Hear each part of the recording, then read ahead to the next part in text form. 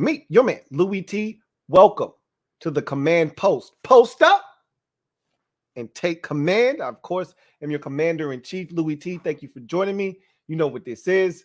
It's another episode of the Command Post Live.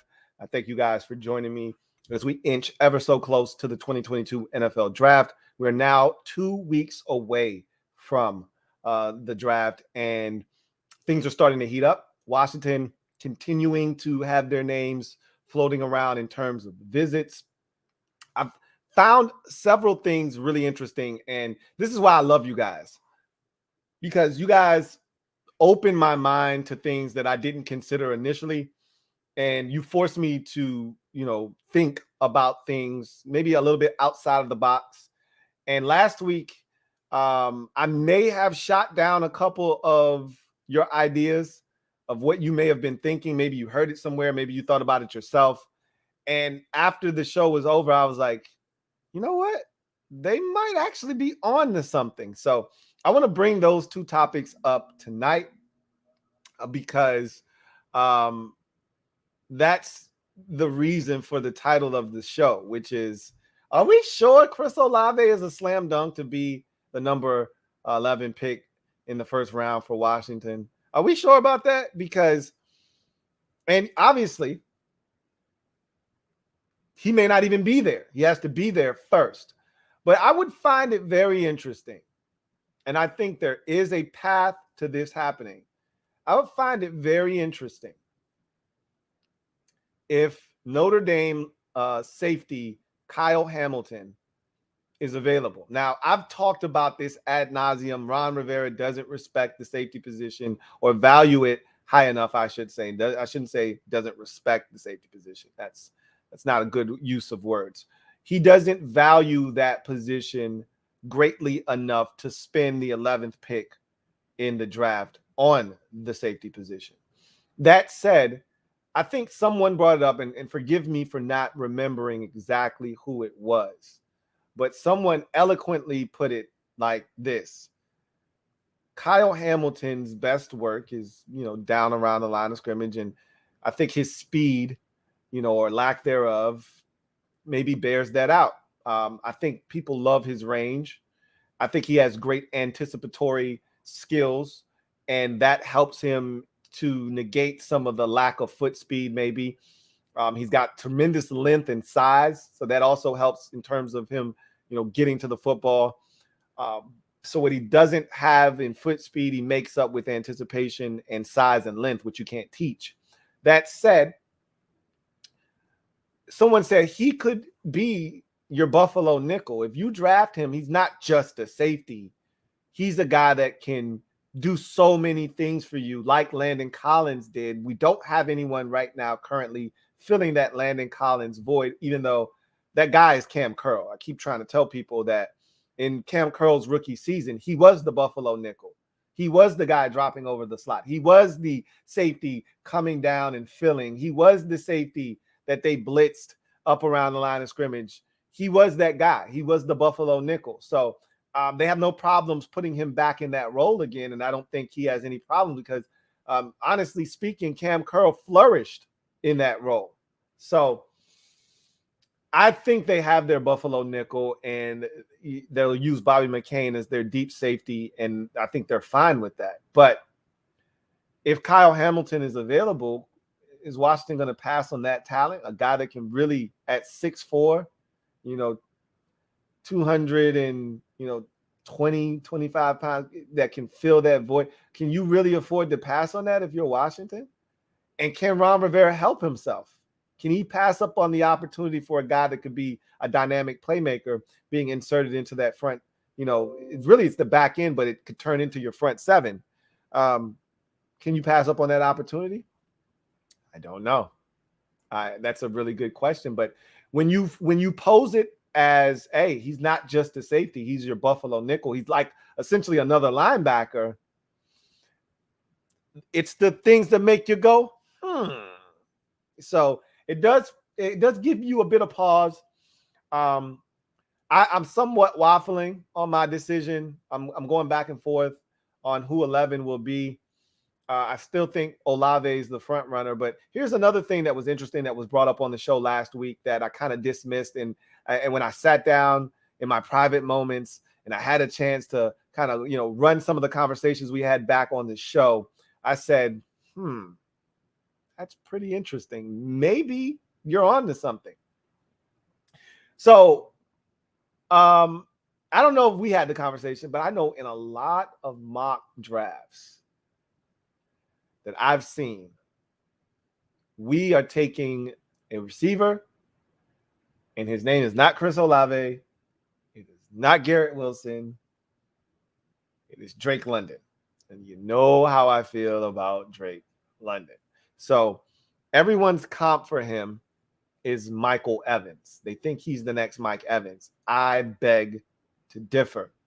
Now, Mike Evans' hands are A1 official, and this Drake London kid, like, again, for me, just too many drops on tape. And I hate to be that guy that keeps bringing stuff like that up, keeps harping on that stuff. But I tried to dismiss the drops on tape with Jerry Jeudy. He got to the league and he kept dropping the football. I don't like to just dismiss drops. Look, every now and again, you get a concentration drop. You don't look it in. You're trying to run before you catch the ball. That shit happens. You don't want it to happen. And the best of the best don't allow that to happen very often. But every now and again, shit happens. I'm not going to kill you for that. It's the continuous drops that I have a problem with. It's the guy that, is running a 5-yard stop and ball goes right through his hands. It's the guy that's running a slant and he takes his eye off the ball for a second to peek at where that linebacker is and it goes right through his hands. It's the guy who's supposed to be this big 50-50 ball go-getter, and you throw it up to him back shoulder style and it goes right through his hands. That's the shit that bothers me when I'm seeing this over and over and over and over again. And you want to liken him to Mike Evans. Now, he may turn out to be Mike Evans 2.0, and I could be totally wrong. Because a lot of times that's how it turns out. When everybody is adamant about a guy and I go counter culture and go with the opposite opinion, usually that guy turns out to be good. But I'm sticking to my guns. I don't believe in Drake London. But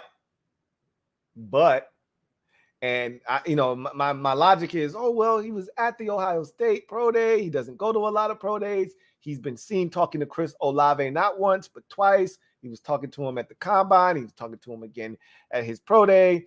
Ron isn't one to beat around the bush. I don't think he does a really good job of hiding what it is he's out to do. He didn't hide last year the fact that he wanted Jamin Davis, which is why it was so easy to mock us, Jamin Davis. I think Ron is essentially saying, I want Chris Olave. We've already heard the quote that, he was like, Terry was like his big brother at Ohio State. And they share like a similar mindset. You know what would be better than one Terry in Ron's mind? 2 Terrys on the roster. So I think he's fixated on Olave, but Drake London has yet to have his pro day. He keeps pushing it back. Eventually, he may have it. We're getting close to the draft. He may just say, to hell with it. You got the tape. You see my work. Make a decision based off of that. But if he decides to run before, put some of these concerns to rest, and Ron is in attendance, it has me to thinking, because someone brought up, and I do remember this happening on the show last week. I don't know if it was necessarily to bring up Drake London as much as it was just to talk about what Ron prefers, but think about Ron's history in the places he's been, Carolina and here, and what the receivers he's drafted have looked like. And that person did a really good job last week of laying out the fact that Ron likes big receivers. And I remember Ron constantly talking about the division and needing to match up your personnel to defeat those in your division. Well, what's one of the things that we have in this division? We have tall, long, physical corners. How do you defeat that? Why did Terry get tangled up with Trayvon Diggs last year? Because Trayvon Diggs is big, long paws, and physical, and he can run. And so the way you defeat that is you go get a big physical receiver that can run. You would prefer him to be able to run, but just a big physical specimen that'll be able to throw it off these pesky physical long corners. James Bradbury is a big corner in New York. Darius Slay is a bigger corner in Philadelphia. These are 6 feet corners with length that are physical. And again, I just mentioned Trayvon Diggs. So in order to combat that, and I think Diggs might be 6'1", you know what I mean? James Bradbury is definitely 6'1". So, you got these bigger corners who are physical. Maybe Ron is thinking, I need to go get one of these big boy receivers. They tried. Remember his first draft, AGG. You down with AGG? Hell no, not me. Who's down with AGG? I don't know anybody. But I can tell you this. Ron's got a history, man. Going all the way back to Kelvin Benjamin and then Devin Funchess, as somebody brought up last week. And then he gets here and it's AGG. I'm just saying where there's smoke, maybe there's some fire. I see a lot of mock drafts, none of which, and again, that's the thing. You have to take these mock drafts with a grain of salt. They're not following the team the way that we do. They don't have the insider tidbits that we have. They just look at needs. They look at the roster. They say, oh, Washington doesn't have a receiver with the size of a Drake London. They got Cam Sims, but he's Cam Sims. They could use a guy like this. They got Terry McLaurin. They need something that goes counter to Terry McLaurin. They need a guy with size. Okay, that we'll give them Drake London. They need a receiver. They need size. They need a weapon for Carson Wentz. Wentz likes to throw to bigger receivers. Let's give them Drake London. That's what everybody's doing. But maybe there's more to that than just people just randomly giving us Drake London. Maybe Ron's MO may come out and he may go after a big wide receiver. He's talked at great lengths about what it was like defending all of those big receivers in the NFC South when he was in Carolina. He talked about needing to go get James Bradbury because you had Julio Jones, in Atlanta. You had Michael Thomas in New Orleans. You had Mike Evans in Tampa Bay. All of these big physical, tremendous receivers that posed a very challenging threat from a physicality standpoint that he had to deal with on a yearly basis. And in order to keep up with the Joneses, he went and got Kelvin Benjamin. When Benjamin started to flame out, he went and got Devin Funchess. He gets here and the first receiver he drafts is AGG, another big, receiver that was supposed to be physical and go get the football at its highest point. And that didn't work out. So maybe he's like, all right, I struck out the first time, but I'm back like cooked crack. Maybe Drake London is exactly what Ron Rivera is looking for. I talked about this already. We got a bunch of small guys. Cam Sims is not here on a 4-year contract that they just banged out this offseason. They brought Cam Sims back probably on a 1-2-year deal, and there's probably a team option if it's a 2-year deal for them to get out after the first year. So not like Cam Sims is here, on a multi-year deal and we don't need a big receiver.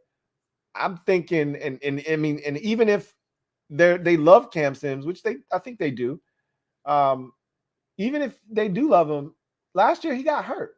And what happens when he gets hurt? That's the only guy he got with size. You already were down Logan Thomas, the guy that gives you that red zone size threat ability. He was out. So the next guy you turn to is Cam Sims. Well, he was out too. So then we had to turn to Ricky Seals-Jones. Then he got hurt. If Cam Sims gets injured, you don't have another big receiver. That's a problem. Maybe Ron is looking to solve that problem. And if you go back in Ron's history, and I just gave you the names, and then I told you what he did when he first got here, maybe the dots are connecting for Drake London and not Chris Olave or Garrett Wilson. Maybe it isn't one of these diminutive, even though Olave isn't a small dude. He's 6'1". He's only 188 pounds, though. He's not 6'3", 6'4", 215 like Drake London, 6'4", 220 like Drake London is. So I think there's a chance that Ron may take a look at the roster, take a look at the division, go back to his roots of wanting big receivers, and maybe he bypassed the Ohio State product in exchange for Drake London. It's just a thought. I'm waffling. I'm not going to lie to you. You know, when I sit down and I start to gather intel and I start to make sense, because people, you know, these GMs, these coaches, they reveal who they are over time. They reveal who they are, the way they move, what they're looking for. You pretty much know how a GM operates after you've had a GM for 3-4 years. Okay, he's not trading. Like that was the running joke in Los Angeles with the Chargers. Is we got 7 picks, we're gonna make 7 selections. We're not moving up, we're not moving down, because our GM just, that's not his move. That's not his steez, right? Then 2 years ago they trade up for Kenneth Murray at the linebacker position, and it blew all of them away. Like, whoa, wait a minute, what just happened? Who body snatched our GM, right? So I think Ron's MO over the years, and you're seeing it, he likes big receivers. You like what you like, right? You like what you like. He likes big receivers. Maybe he struck out on AGG, but he said, I'm not deterred. I'm going to go back to the well again. This time I'm not spending a 4th round pick, but rather a 1st rounder on a guy that I think has a chance to really be a true difference maker. And I could be wrong about Drake London, and he could be a stud, and he could turn out to be an absolute unadulterated beast. You know, like one of these, DK Metcalf, AJ Brown, Cortland Sutton type dudes that you just throw it up to and they go get it. And there ain't a damn thing you can do about it. He could be one of those dudes. Straight up, straight down. I don't see that. Not right now. But what says you? You know, I wanted a big receiver once upon a time. But I'm picky. After AGG, I'm scarred. I'm picky about my shit now. I don't want just any big receiver. A lot of you are like, hey, get Christian Watson. He's 6'4". Yeah. But Christian Watson ain't that guy. You know, he's not a Christian Watson's 6'4", 208. Okay, I need you to wrap your brain around what that means. That means he's a toothpick, is what that means. You look at Christian Watson's frame, and you're not looking at a physically imposing wide receiver that's going to body you up. You just got a dude with some length that has a bigger catch radius than the normal wide receiver, and he can run. But if you watch the tape, and I'm pretty sure most of you have watched Christian Watson, I've already said this. He doesn't fit necessarily what we are as an offense. To me, he's a feast or famine receiver, and a lot of his damage is done on one of 2 levels. Either underneath, get in his hands quick and let him work, or he gets vertical on you. And there's not a lot of intermediate work with him. And he's not a very technically sound route runner. He's not a break you off type of dude consistently. And that wasn't what he was asked to do at North Dakota State. He scared guys shitless with his speed, so he got a ton of respect. So he gets a lot of underneath catches that were easy. You know, you see it all the time with guys like Tyreek Hill, where, hey, I don't want to get blown by, so, hey, you got it. You want that 5-yard hitch? You want that 7-yard stop? You got it. It's yours. I just rally up, make the tackle. But to me, he's better in a system like Tennessee, Cleveland, Minnesota, San Francisco, where they're going to run it. And the minute you suck up, you bring that safety up, and it's one-on-one, and they stick it in the belly and pull it out of that back. And that quarterback turns his back to the defense, and he turns around and he looks up and he sees his guy screaming down the field on that skinny post, and he lets it fly. Christian Watson's the guy you let it fly to. That's not our offense. You know, first of all, we're not under center enough to get that to work.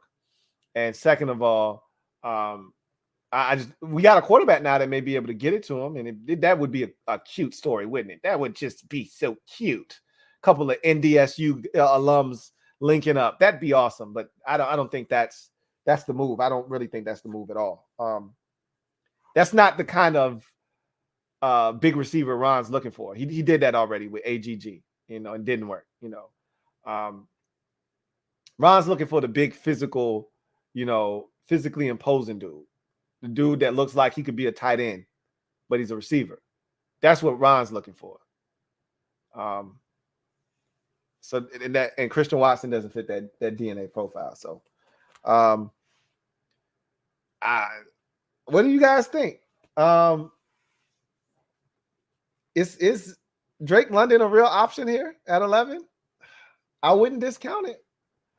I mean, I think 90% of the fan base is screaming, "Oh yeah, we getting Chris Olave." He might not be there at 11. There's a realistic possibility somebody else falls in love with Chris Olave and they take him. I think he'll be there at 11. All right, just to set the record straight. But all it takes is one. All it has to be is the Jets say, "Man, we love Garrett Wilson, but we love Chris Olave even more. We'll take him instead." And he's gone. Just like that. Gone. I also wanted to bring this up before we get to the comment section. Y'all seen these visits, right? That we've been going on, right? And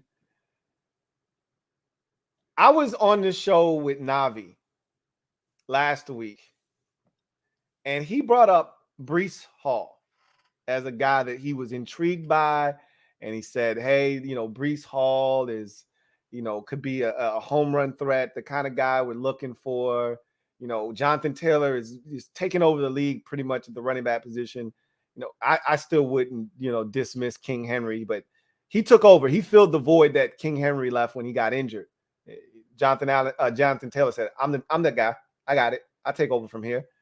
And his first 2 years have been phenomenal. And remember, he got off to a slow start in his rookie season. It's hard to even imagine that.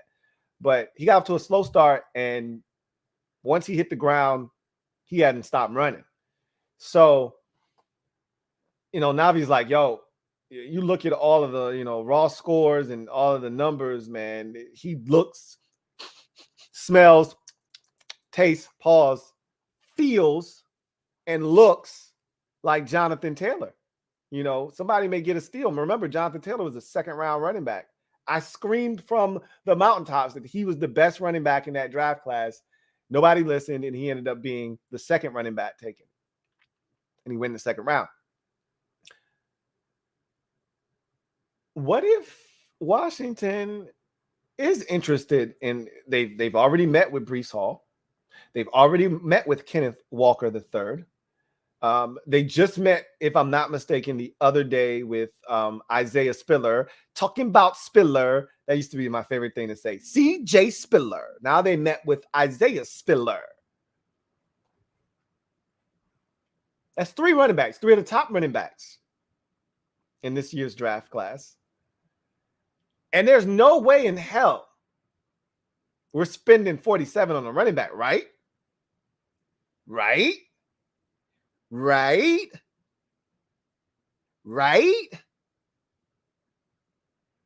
Yeah, about that. I don't know. So I sat down again. This is another thing that I just dismissed. Like last week, somebody brought it up, and I'm like, bro, I don't care who we had in for a visit. We're not in a position to take a running back in the second round. Again, I sat down. I got in my private moments, and I started to think, And here's what I came up with. So we love Antonio Gibson, right? He's been outstanding his first 2 years. You look at his production, you look at, what we're asking him to do. We're looking at the transition that he's had to make. And I'd say he's been fantastic. But there's always a but he did fumble 6 times last year. And at one point, half of the fan base wanted this man benched. How quickly we forget. Okay. A lot of you out there was like, yo, love me some Gibby, but he got to sit his ass down right now. And I was like, nah, he's good. good. We got to work through this. And y'all was like, nah, he needs to sit his ass down. Sick of this shit. And there were points like the Panthers game when Ron agreed and he sat his ass down. But it's not cool to sit down your best running back to put in Jarrett Patterson. Sorry, not sorry. And what happens when Gibby gets banged up? He's been dealing with a toe since his rookie season. That toe comes and goes. It flares. It calms down. And he hasn't had surgery. Doesn't sound like he wants to have surgery. I don't blame him. If you don't have to go under the knife, don't. But, every now and again it crops up. It hurts him. It bothers him. Last year, early in the season, he was dealing with a myriad of injuries. I think the toe had came and cropped up. He had a chest injury that he had sustained. He's dealing with some shit, man. Shoulder was bothering him after like week 2. So there's that as well. And I'm a big, J.D. McKissic has a role. You don't change his role under any circumstances. J.D.'s never supposed to be 23 touches, 15 runs and 8 catches in a game. That's too many touches for J.D. You asking for trouble. Not because JD's going to fumble or do something stupid, because you asking JD to put on a much heavier burden and shoulder a much bigger portion of the load, and you could wear down JD McKissic, and we need him. We saw what happened to our offense when his ass got hurt last year. The shit disintegrated. So JD's a 7, 8, 9 carry a game guy. He can catch it 6 to 7 times out of the backfield. And that's right around his little 15 to 17 touches that he needs a game. I don't want J.D. McKissic being a feature back. So if Antonio Gibson gets injured or he's fumbling or whatever the case may be, wouldn't you like the ability to just say, all right, Kenneth Walker, get in there? Or if he's not seeing it well today, hey, Breece Hall, get in there. Or, man, this is his second fumble. Now, we haven't lost either one of them, but that's 2 fumbles. He needs to sit down for a little bit. Hey, Isaiah Spiller, get in there. Of the 3 guys I just named, Isaiah Spiller, to me, is the most feasible for us to get our hands on. Because I think the 2 top running backs in the draft class, Breece Hall and Kenneth Walker III, are going to be high-level second-round picks. I don't think either will go in the first. I wouldn't be shocked if someone snatched one of them up late first. But I don't see them going in the first round. I mean, I could see the Lions at 32 saying, let me get mine while it's here to be got. But, I mean, they could also do that in the second round. I think that the Lions are going to do something else with that 32nd pick. I see a situation where those 2 running backs are going to be gone before 47. I think Isaiah Spiller is interesting because he ran a slow 40. He ran like a 4.6 something. That scares people at the running back position.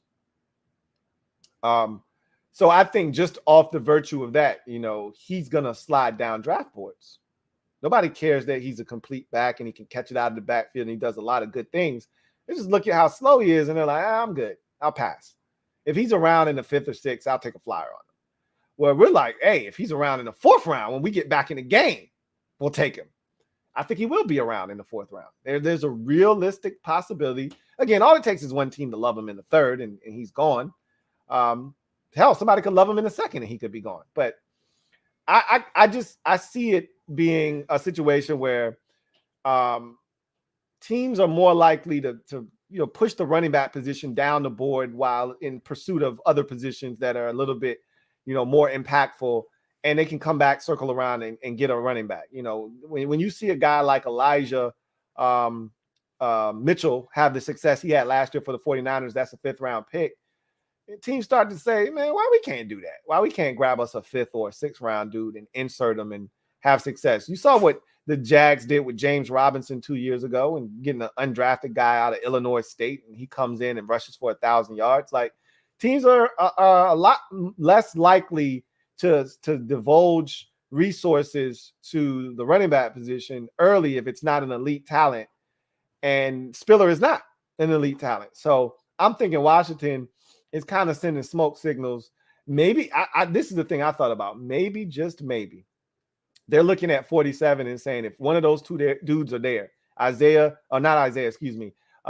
Walker III or Breece Hall, will take them. I'm starting to think that that's a realistic possibility, that they want to upgrade running back. I don't blame them. Remember, I kept talking about running back being a position I would upgrade. It wasn't high on my priority list. This is something else that goes into this conversation, right? So I was thinking about, why is it so important to do this now, right? Like, you can do it later in the draft. You got a 6, you got 2 7s. You can do it next year. Gibby gets 1 year closer to free agency. I get it. Maybe you don't want to pay him. You don't have to do that this year. Why do it this year? And it all goes back to, we want to surround Carson with as many weapons as possible so he can succeed. And you go back to that narrative. What did Carson have in Indianapolis that made him so successful? A dominant run game. He had Jonathan Taylor rushing for 160 yards every week, essentially. Almost rushing for 2,000 yards last year. That's not who we are, but guess what? When we won 4 games in a row, guess what we tried to morph into? Ron Rivera, Ron is I want to win 13-10 coach. He's one of those old dinosaurs that, still exist in the league, where they remember what it was like, 3 yards in a cloud of dust. Ron was excited when we were winning games 17-15. That got Ron excited. I'd much rather win games like we did against Carolina and Tampa Bay, where we're damn near scoring 30. 27 against Carolina, 29 against Tampa Bay. I'd much rather win games like that than the 2 we won at the back end of that 4-game streak against Vegas and Seattle. I'm not trying to win games 17-15. That shit isn't easy to do. It's hard, as a matter of fact, to hold the opponent to 15 points. We did that 2 weeks in a row and won games in that manner. But we tried to morph into a rush-first type of offense during that 4-game win streak. We tried to bully teams and bludgeon them to death with the run game, and Ron got excited about that. And I'm thinking to myself, Ron gets excited. We get results. We win games. We run the football. We don't make mistakes. Protect the ball, mistake-free ball. We make our field goals. We win football games. Ron thinking, maybe this is the formula. Maybe this is what we need to do in Washington. And Carson Wentz had success with that, where he didn't have a lot on his plate. He didn't have to do a ton. He managed the game. When he needed to make a throw or two here or there, he was able to do that for the most part. Maybe that's what we need to do here in Washington for him. Get him another running back, so that if Antonio Gibson is fumbling or he gets injured or he doesn't have it, you stick this other guy in there, get this run game going, and take some of the pressure off of Carson. In addition to getting him a wide receiver, like, we're really going to go all out to make sure Carson Wentz is comfortable and has the best possible chance to succeed. What if that's Ron's thought process? You want 30/7 for Carson here? Like, it was 27/7, but in his Philadelphia days, it's like 30/6. You want that shit? He needs a run game. You want 27/7 like he did again with Indy last year? He needs a run game. Maybe Ron is considering taking a running back at 47. I was very dismissive of that concept. Like, get out of here. We don't have the luxury of taking a running back at 47. But if one of those two guys, I don't think he'll spend the 47th pick on Isaiah Spiller. I think that's a 4th round type of selection. When we get back in the game, I think it's at 113. When we get back in the game, if he's still on the board, I think that's when they start thinking about pulling the trigger on Isaiah Spiller. I don't think he's on the table for them at 47, but I do think the other two who ran sub 4.4s in Breece Hall and Kenneth Walker III, I do think both of those are real options for this team at 47 if one should be available. It's something to consider. Would you be mad? How would you feel if Washington went wide receiver in the first round at 11 and running back at 47? Because they've already told you, and I told you, Ron doesn't just say shit for the sake of saying it. Ron threw out that line that for some of you was a throwaway line. Ron threw out the line, hey, we like Cole Holcomb, and Cole can play middle linebacker for us. You know, he's done some good things. And then to follow up, you get the GM saying the same thing. Now you're starting to get groupthink and group speak. Coaches said it, GM has said it. So now they feeding each other that shit. I don't have a problem with it. I've already told you guys. I don't have a Cole Holcomb middle linebacker problem. I don't have issues with him. A lot of you do, though. Some of you do. I don't want to say a lot of you. Some of you do, though. Have a problem with Cole Holcomb being the starting middle linebacker. I don't. I truly don't.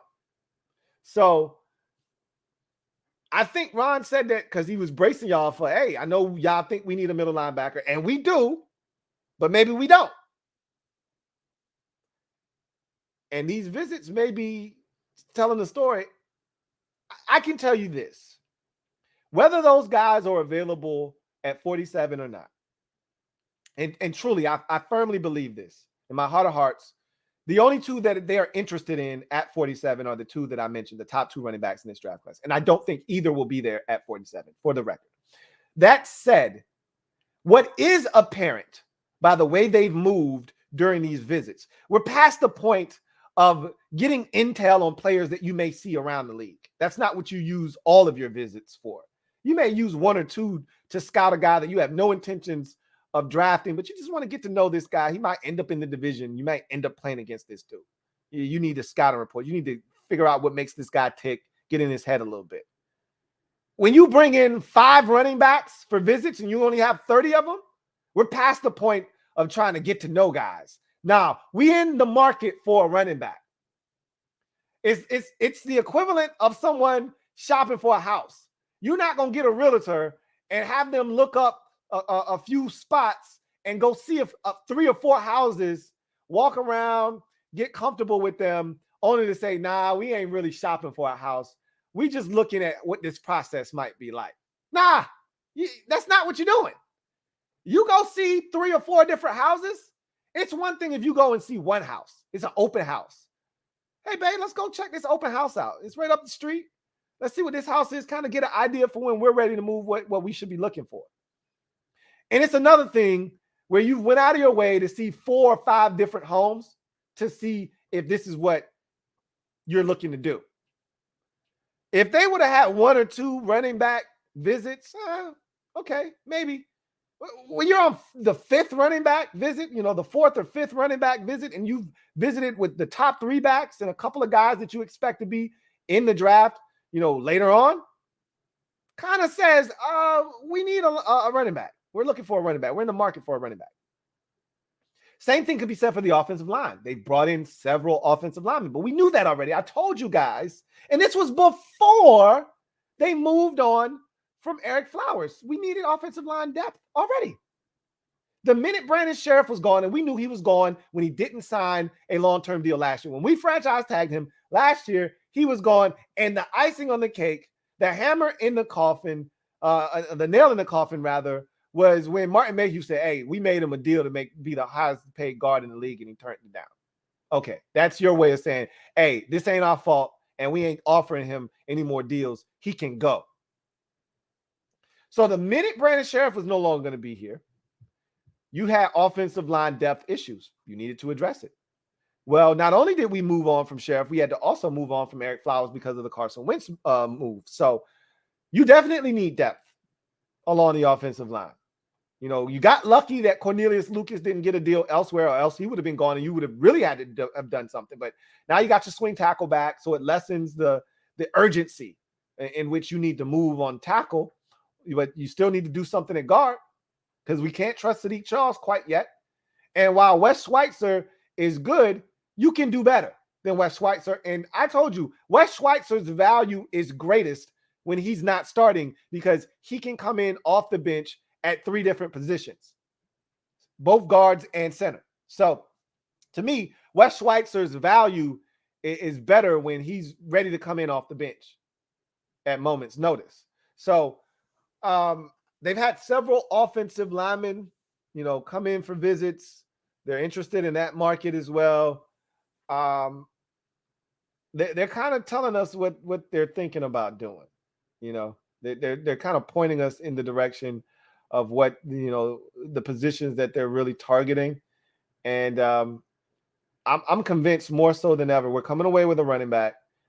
I was already convinced that we were coming away with some kind of offensive lineman, whether it was an interior or tackle.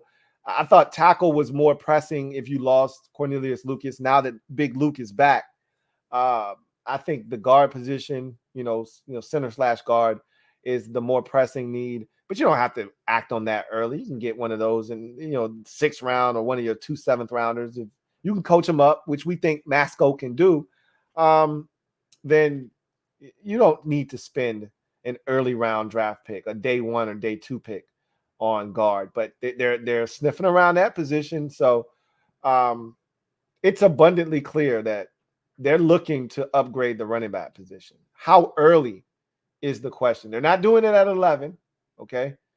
But 47 is the first pick where that starts to come into play. And I'm telling you right now, if one of those top 2 backs is available, don't be shocked if Washington pulls the trigger on one of those dudes. I'm not saying. I'm just saying. All right. Let's get to the comment section. I just talked your head off probably for longer than you wanted me to. So let's get to your comments. Mr. Ron B, thank you for the super chat. Greatly appreciate you.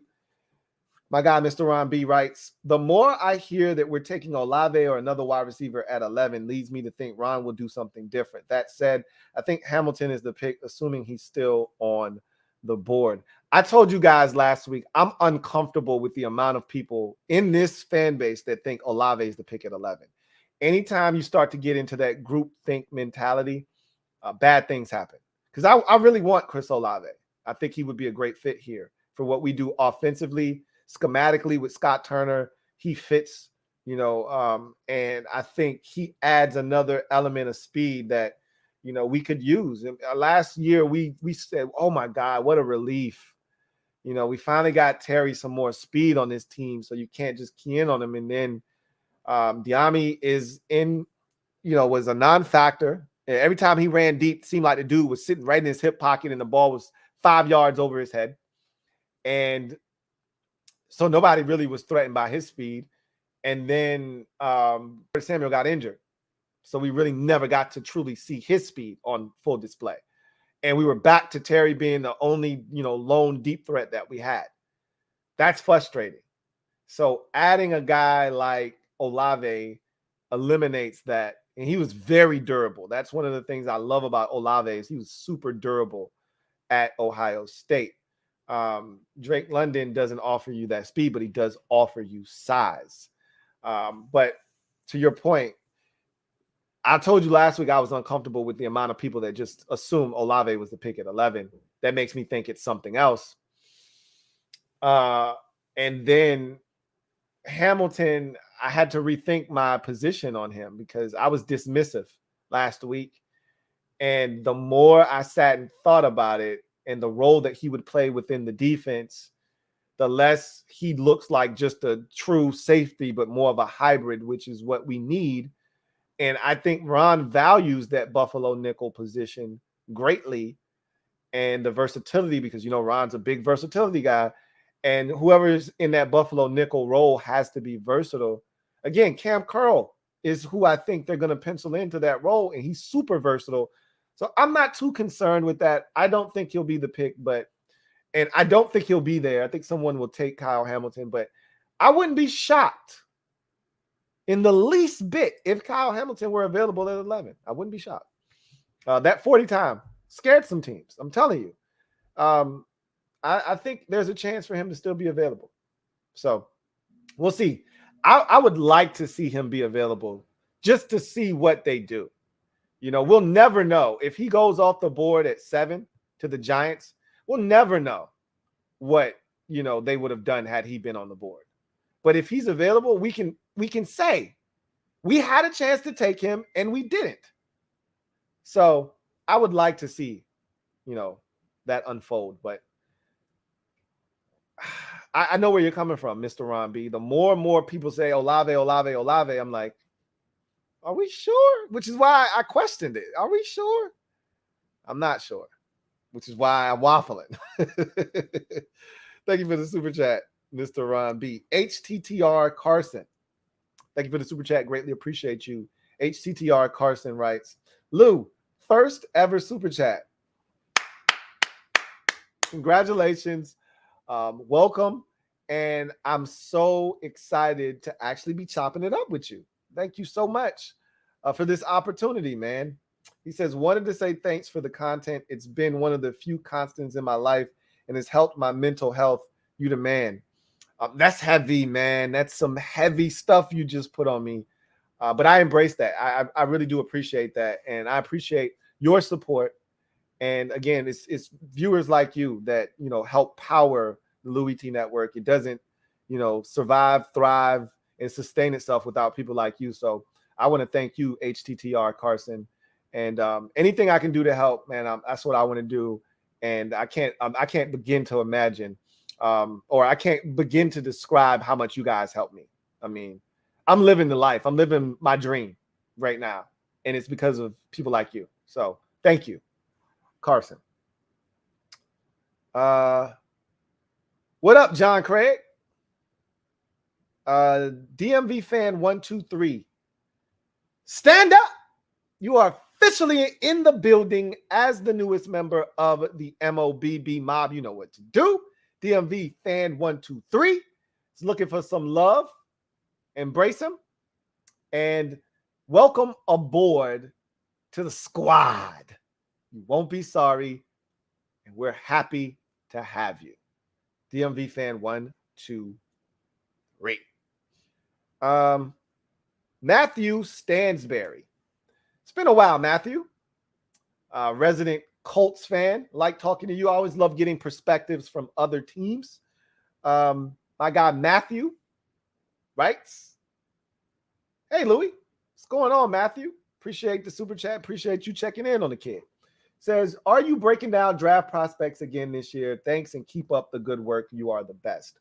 So I am not, but what I will do is I will try to put on, I will have the week of the draft. We're going to go heavy, man, heavy. Okay. So I think the Tuesday night of the week of the draft, I think I'm going to have a draft special where you come in, everybody bring their questions, and we just go at it for 3-4 hours, and just talk draft and kind of prepare ourselves for Thursday and Friday. I'm a Thursday, Friday guy. I let Saturday play out on its own, and then I come back afterwards and break it all down. So I think that's what's going to ultimately happen. It's going to be these next 2 weeks are going to be crazy. Speaking of which, perfect segue, even though this is not really your thing because you're a Colts fan. For all of my NFC East fans out there, I am pleased to announce that next Thursday, April 21st at 9 p.m. here on the Louie T Network, the super friends of the NFC East will unite and come together for a big stream that has been a long time coming. I cannot wait. Bart Scott can't wait. So obviously I've got to eat a little crow because I was talking big cash money last stream, and clearly it did not go in the good guys' favor. And so I could not have anticipated how injuries and COVID were going to affect this team, but it doesn't matter. Nobody cares. I always talk about you can have all the excuses. That's more of a reason than an excuse, but people view reasons as excuses. So it is what it is. It's, reasons versus excuses is all in the eye of the beholder. And if I don't like you, it's an excuse. If I like you, it's a reason. So nobody cares. At the end of the day, you got your ass whooped by the NFC East, stands for the Giants. And so I'm probably going to have to walk a couple of comments back. I have no problems admitting when I'm wrong. I tell you guys that all the time. But nonetheless, It's going to be a great time. I'm looking forward to it. We're going to talk draft. We're going to talk about this division, the prospects of each team, what the outlook for the offseason has been, and what that means for the upcoming season. There's been a lot of change in this division, from the Giants, turning over their front office and moving on from their head coach, to, obviously our situation and, Carson Wentz coming into the division, and Dallas moving on from multiple players. The division has changed since the last time we've spoken. So there's so much to break down, and what better time to do it than right before the draft. So next week, Thursday, April 21st, 9 o'clock P. Mark your calendars. NFC East Super Friends unite. So looking forward to that. So yeah, Matthew, just to answer your question once again, not doing any more draft prospects 101s leading up to the draft. The Twins pretty much zapped that. I tried early on in the process, and they quickly shut that down. So I have to make better use of my time, with the Twins being so young. Next year, they'll be a year older. They'll be a little bit more self-sufficient. They'll probably be at daycare during the day, so it will allow me to work. I'm watching both of them at home by myself during the day right now. So it's just not happening, bro. So what I'll do is I'll have that mega stream, though, that mega, pre-draft stream. I want to say Tuesday would be the best day to do that. And that's probably how we'll go about that. So thank you for the super chat, Matthew Stansberry. Matib Khan, thank you for the super chat. Greatly appreciate you. Matib writes, if Stingley and Olave are both there at 11, who do we draft? Elite corners are much rarer than elite receivers to find in the draft. I mean, it's a great question. I'm just going to tell you right now, Derek Stingley Jr. will not be there because of what you just said. If you look into what is viewed more around league circles, there's a real debate on whether it's a chicken or the egg debate. To me, you can't be wrong on either side, but each side has got their reasons as to why they believe what they believe. Some numbers for this side, and then the eye test for the other side. Whatever the case may be, you got some people that think corners are more valuable than edge rushers. I'm not in that camp, but I've heard people support that with numbers. And the thing that they love to say, and they're not wrong, is you can take a pass rusher out of a game, because teams can chip, they can double, they can triple. I mean, if you're a badass, you're going to still find your way to the quarterback. I saw that with TJ Watt last year. I've seen it with Aaron Donald.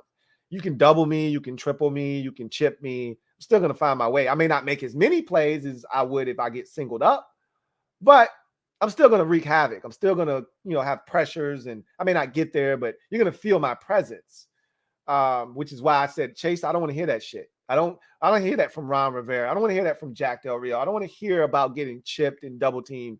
The elites get chipped and double teamed, and they still find their way to the quarterback. Figure the shit out. But you can slow down a, edge rusher and take him out of the game. And teams can go with the quick passing game to neutralize a pass rusher. There are ways you can make that guy and his role in the game less relevant. Whereas a corner, you can't take a corner out of the game, because what that team can do is take a star corner, put him on your best receiver, and wipe your best receiver away. And there's nothing you can do about it. You can't scheme around it. You can't, we'll get in a bunch formations. I don't care. My guy's still following your guy. You can try to set natural picks. My guy is on your guy no matter where he goes. In the slot, out wide, he's in motion, he's in tight, he's in a bunch. My guy is still with your guy. And your guy, he's used to getting 7 catches for 169 yards and a touch. And now he's getting 7 catches for 54 yards, and he's not even coming close to sniffing, the end zone. So I see the argument. I understand it. I'm still a get to the quarterback type of dude. You know, that's what I am. But corners to me have, in this passing league, the value might be greater with the corner. You're right. I mean, I'm not saying elite receivers come dime a dozen, but you're less likely to find a Marshawn Lattimore or a Stephon Gilmore.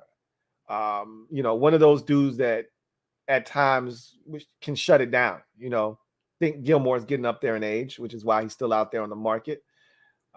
But, you know, when you find a dude that can do some of those things, that's rare. You know, they're good corners and then they're elite corners. It's hard to find the elite dudes. So the question again, Stingley is such a tough eval because you haven't seen elite Stingley since 19, bro. It's the same argument I make with Carson Wentz. I'm like, yo, it's in there. And the person will be like, you ain't seen it since 2019, though, bro. And I'm like, facts. I mean, what you want me to say? I haven't seen that since 19. 19 seems like eons ago.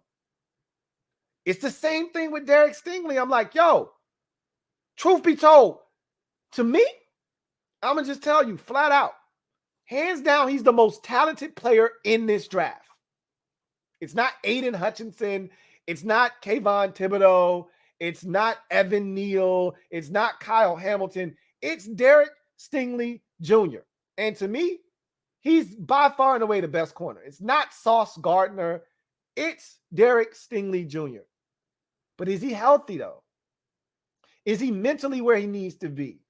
These are questions that I have. If this dude is right, I told you, that work I saw from him in 2019, I have never seen anything like it. That dude was a minor, acting like a full-blown adult in college football. Man came out of high school looking like an 8-year NFL vet, the way he was shutting dudes down, the way he was stacking receivers, then locating a football and going up and taking it. Cookies, give me that. Yum, yum, eat them up. Yum, yum, eat them up. I was like, this dude is ready for the show right now. And he's a minor. I got to stop looking at him. I feel dirty. I need a bath. I wanted him right there. Pause. I was like, give me that kid right now. Don't make me wait 2 more years. I'll take him right now. As is. He's ready. So I think about that and how I felt watching him that entire 2019 season. And I say, if I can get that, if I can bottle that up and get that for the next 8, 9, 10 years, sign me up. It's not even a conversation. But that's what the other teams in the draft that need corners, that are looking to upgrade their defense, that's what they're saying too, but they can't be sure. He ain't done it the last 2 years, whether it be because of injury, not interested, team sucks, whatever. He ain't done it. COVID, you blame whatever you want to blame. If the man's right, and you saw how he lit up the pro day, you see how he lit it up. If the man's healthy and he's right, he'll come in and instantly be the best corner in football. Instantly become the best corner in football. One of them dudes that it won't take you long to realize I don't even need to go over there. The funny thing about Trayvon Diggs that I love, and I'm going to bring it up probably with Law, with the Super Friends, you know, because Cowboys fans, they swear by, you know, Trey. If you elite, I'm not trying you enough times for you to get 10 interceptions in a season. I'm not trying you like that. I respect you too much. I fear you too much. Because I know if a guy with Trayvon Diggs' skill set, being a former wide receiver, if a guy with that kind of skill set, well, you know, if I make a mistake, he's going to make me pay. I don't get another chance. That's why Carlos Rogers in Washington, he was good at the cornerback position, but teams weren't scared to throw at him. Why? Because he wasn't going to catch the shit. I can make a mistake and you'll give me another chance. My bad. I didn't mean to do that. You ain't going to catch it, so I'm okay. It's instead of it being your ball, it's 3rd and 7. I got another chance to make it right. When you make a mistake around Trayvon Diggs, you don't get another chance. It's Dallas's ball or he taking it to the crib. But I also feel like my guy can beat your guy because he's not elite. He's got elite ball skills, but he ain't an elite corner. This young man has a chance to come in the league, and within the first 8 weeks of the season, teams are like, I ain't trying him. I'm going to go over there on the opposite side and see what they talking about. That's how good this kid has a chance to be. But is he healthy, though? Is he going to be healthy? Physically, mentally? That's what I don't know. And that's what teams are going to have to. Somebody's going to say, to hell with all that shit. I went to his pro day. The man ran 4.3. The man jumped out of the gym. His movement skills were off the charts. The tape in 2019 is as clean as it gets. I'm taking him. Somebody's going to do that in the top 10. I don't think he'll be available at 11. But I just said all of that to say this. If I could convince myself that I'm getting 2019 Derek Stingley Jr., this is not a conversation. I'm taking him, not a wide receiver. Period. You play in a division where if the Giants figure out quarterback, they got some shit over there, man. Kenny Golladay and Kadarius Toney and Sterling Shepard, they got some shit over there. We've talked about it. They got guns and shit. They just don't got somebody that know how to pull the trigger. We know what Dallas is over there doing. All right, they just lost 2 receivers. And by the time we get to their ass, they're going to have 2 more because that's what they do, okay? They still got CeeDee Lamb, 1,000-yard receiver. They still got Michael Gallup. He was a 1,000-yard receiver. He was injured last year. He's a beast, though. And they'll draft 2 more dudes to replace Amari Cooper and I think they already got somebody in free agency, if I'm not mistaken, and they'll draft somebody to replace Cedric Wilson, who they lost to free agency as well. They'll be replenished. The cupboard will be stocked, chocked, full of goodies, ready to go for Dak Prescott by the time we get to the regular season. So if you're going to stop those types of teams, you need quarterback play. So I would take Derek Stingley. But again, I don't think, for all the reasons I just said, he won't be there at 11. We'll see. 1/6 Devil Doc.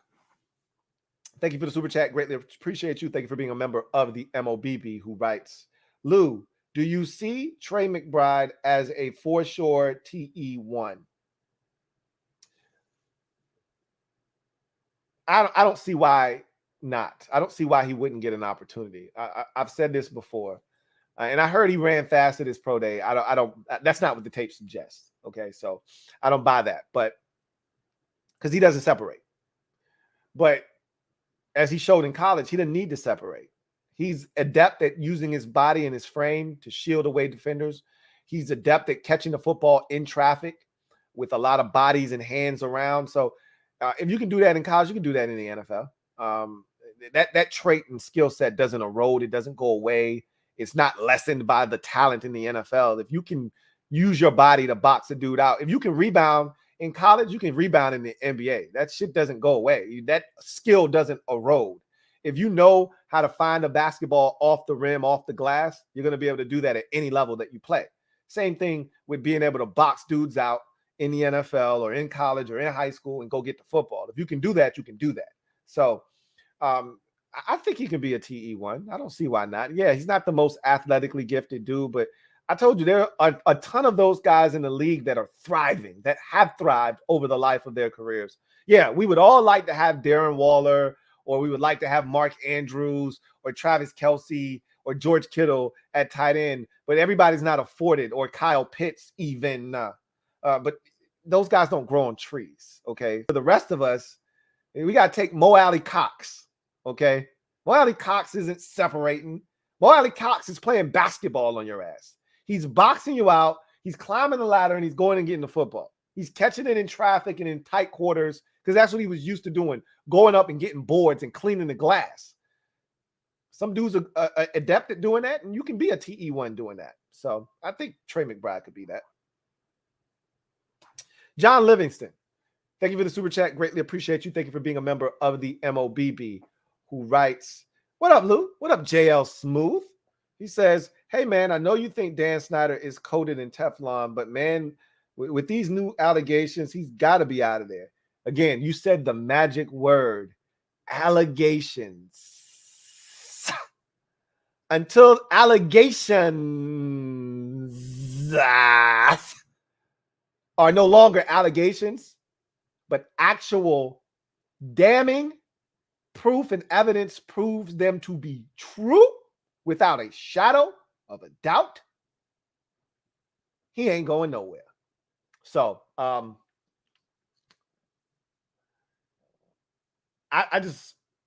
try not to get too involved in that. Last time I did, my feelings got hurt.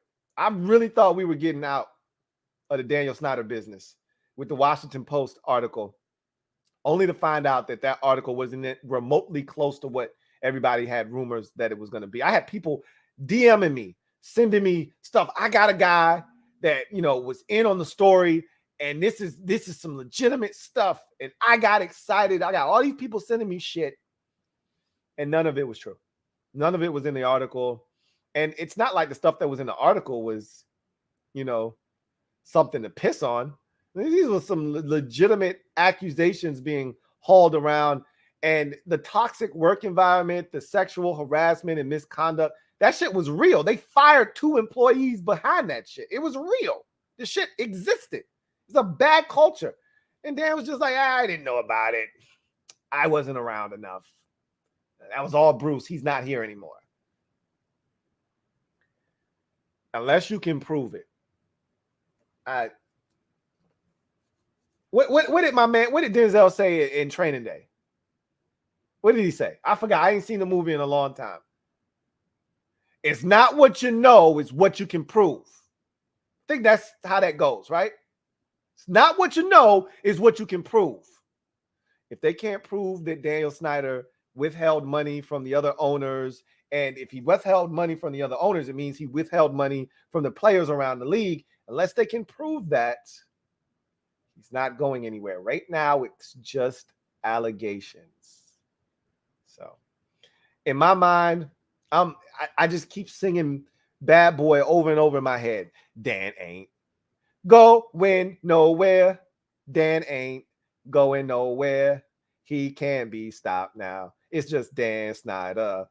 That's how I look at it. His ass ain't going nowhere. And until somebody brings me the smoking gun with Dan's fingerprints and the ballistics to match, and at this point, I even need video footage.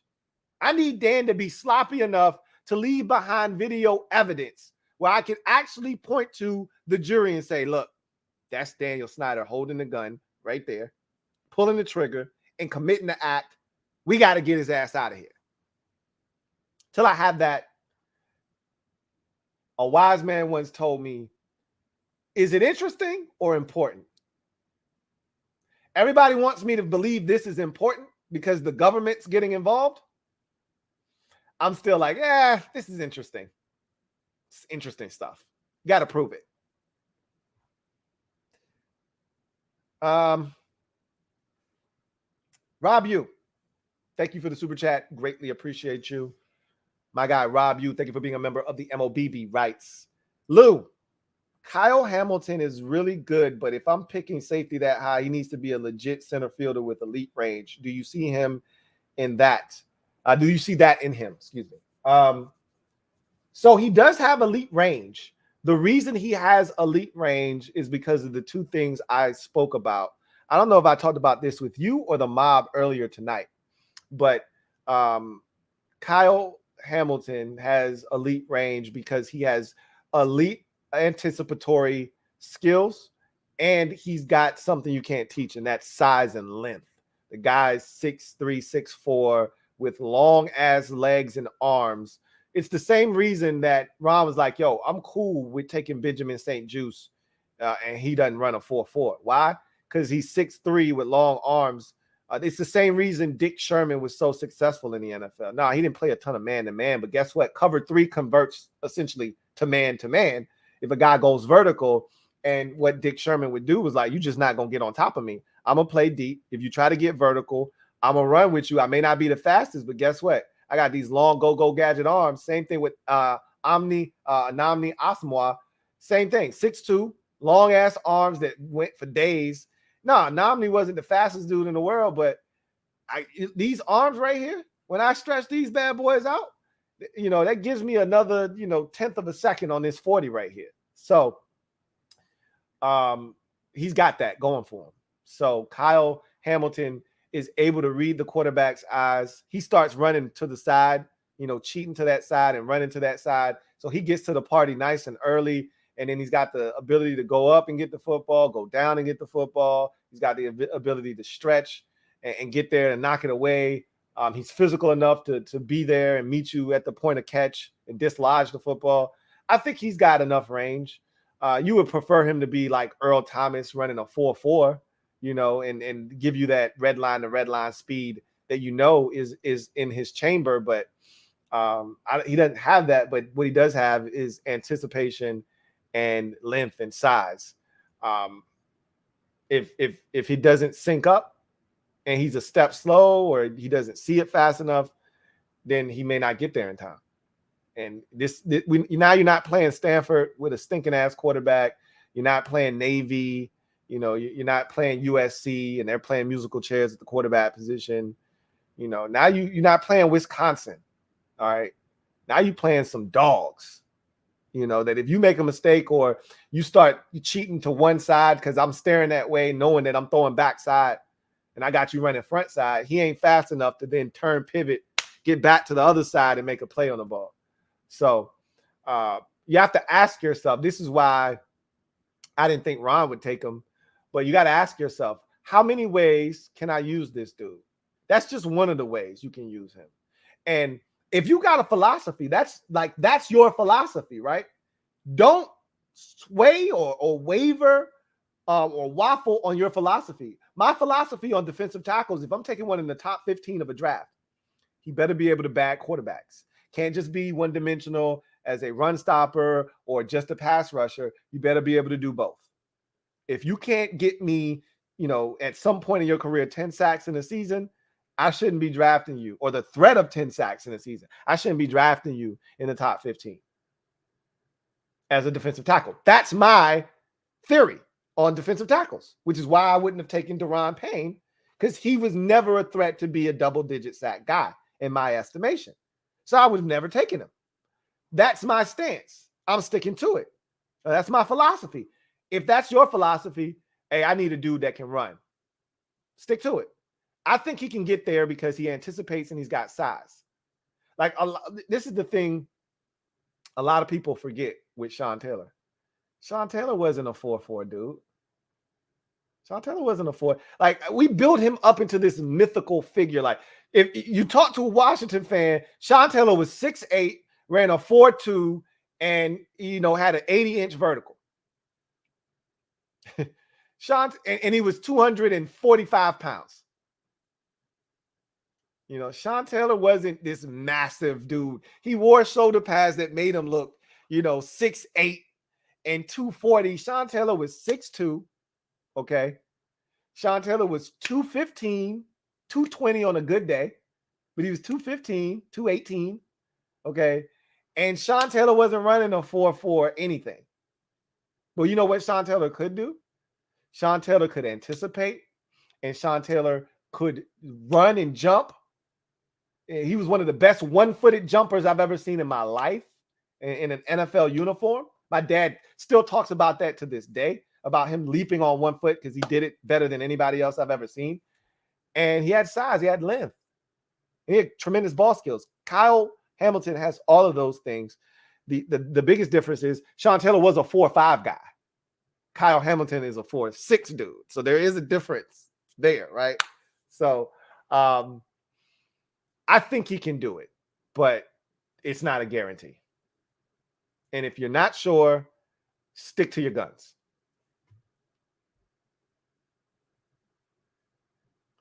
Let's see. Spence Callis.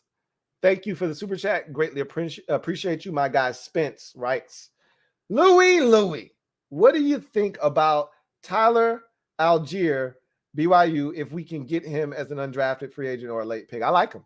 I saw a lot of Tyler Algier watching Zach Wilson last year, and then going back and having to watch. I had watched plenty of him already, knew what he was capable of watching Zach Wilson, and I had to double back and do some more work with Dax Milne. So I got my fix. And then they also had an offensive tackle, Brady Christensen, go in the draft last year. And I think they had a tight end go. So I watched a ton of BYU film last year, and he's good. I like him. He's a very versatile back, can catch it out of the backfield. I think the knock on him is he's not super fast. Let me look up his speed. I don't think he lit it up at the combine, but you can watch him in the combine. I mean, you can watch the tape and you can tell that he's not like super fast, but he's quick. He can catch it out of the backfield. He does a lot of good things. Let's see if he was even. I thought I remembered him being at the he ran a 4.6. So that's the knock on him, is he's not fast, but he does a lot of good things. I love his ability to catch the football out of the backfield. So he'll be intriguing if he's around late in the draft, 7th round. We got 2 7th-round picks, and we haven't taken a running back for they like the Davis Price kid from LSU. Remember, we've had him on a visit. He ran a 4.48 at the combine out of LSU. That's another guy that they're sniffing around, late round draft pick, undrafted type guy. So Tyler Algier is a guy that I like. I don't love, but I like him.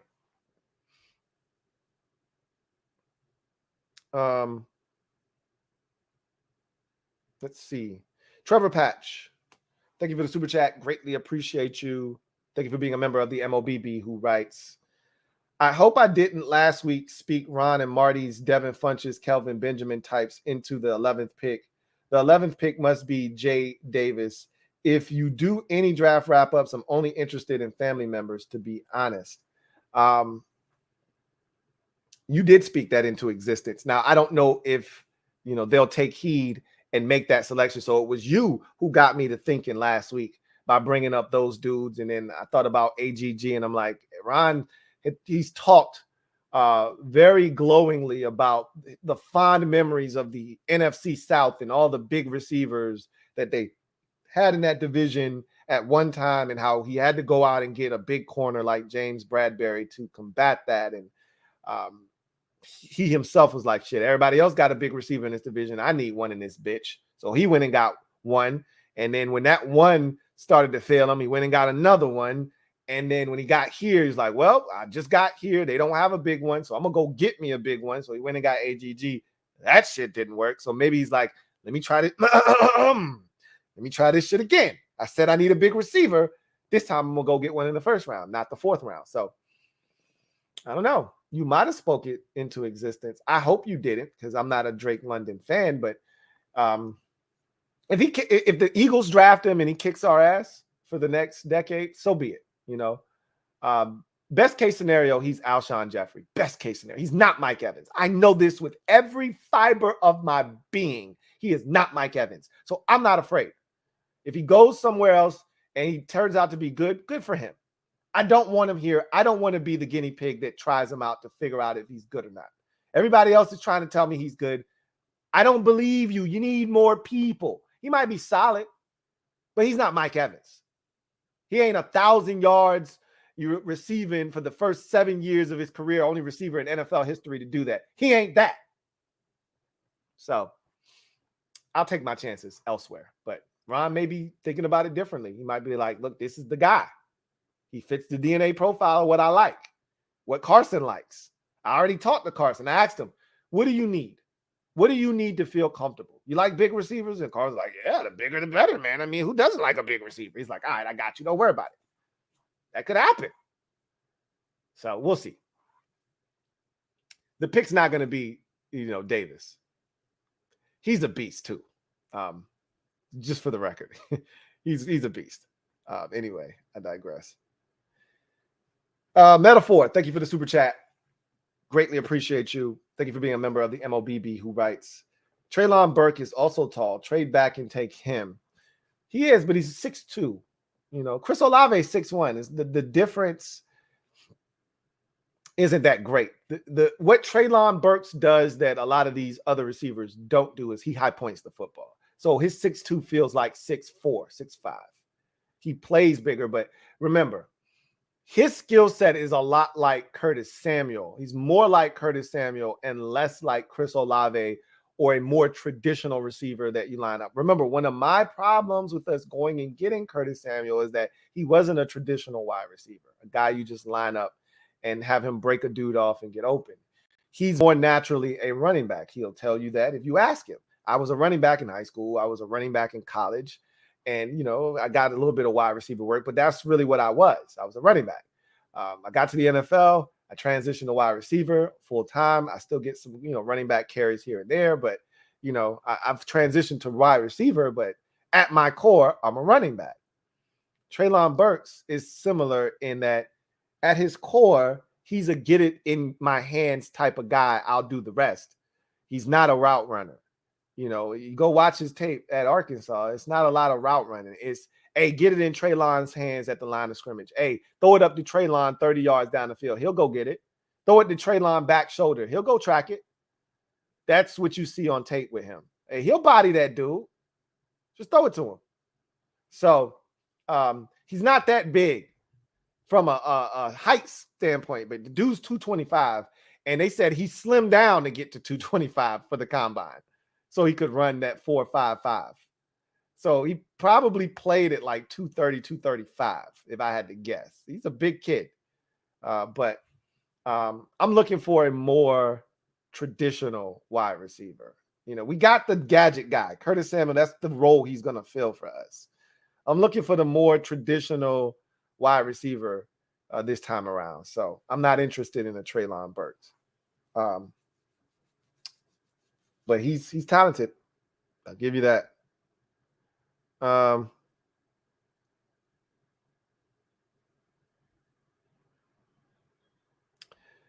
Brendan McCloskey, thank you for the super chat. Greatly appreciate you. Thank you for being a member of the MOBB. My guy, Brendan McCloskey, writes, I don't see safety as a position of need. Just like you've been saying, go to the store, get what you need, and leave. Take Olave, please. He's the best route runner in this draft.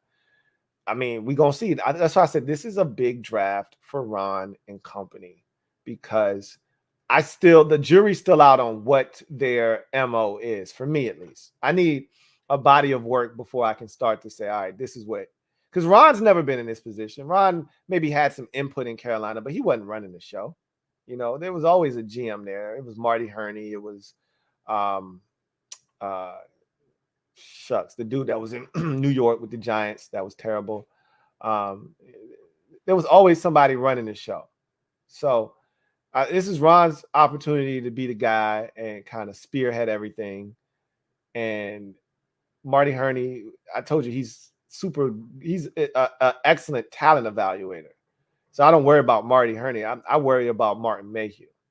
You know, I don't think he did a very good job in Detroit. So, but you know, just because he didn't do a good job there doesn't mean he hasn't learned. Since he got fired, he's had various stops where he's worked with very talented and successful GMs around the league, i.e. San Francisco with John Lynch. And, you know, they're putting together a juggernaut over there. And he's seen how roster building works in different ways. And maybe he's learned since then. So I'm anxious to see what he's learned and how he applies it.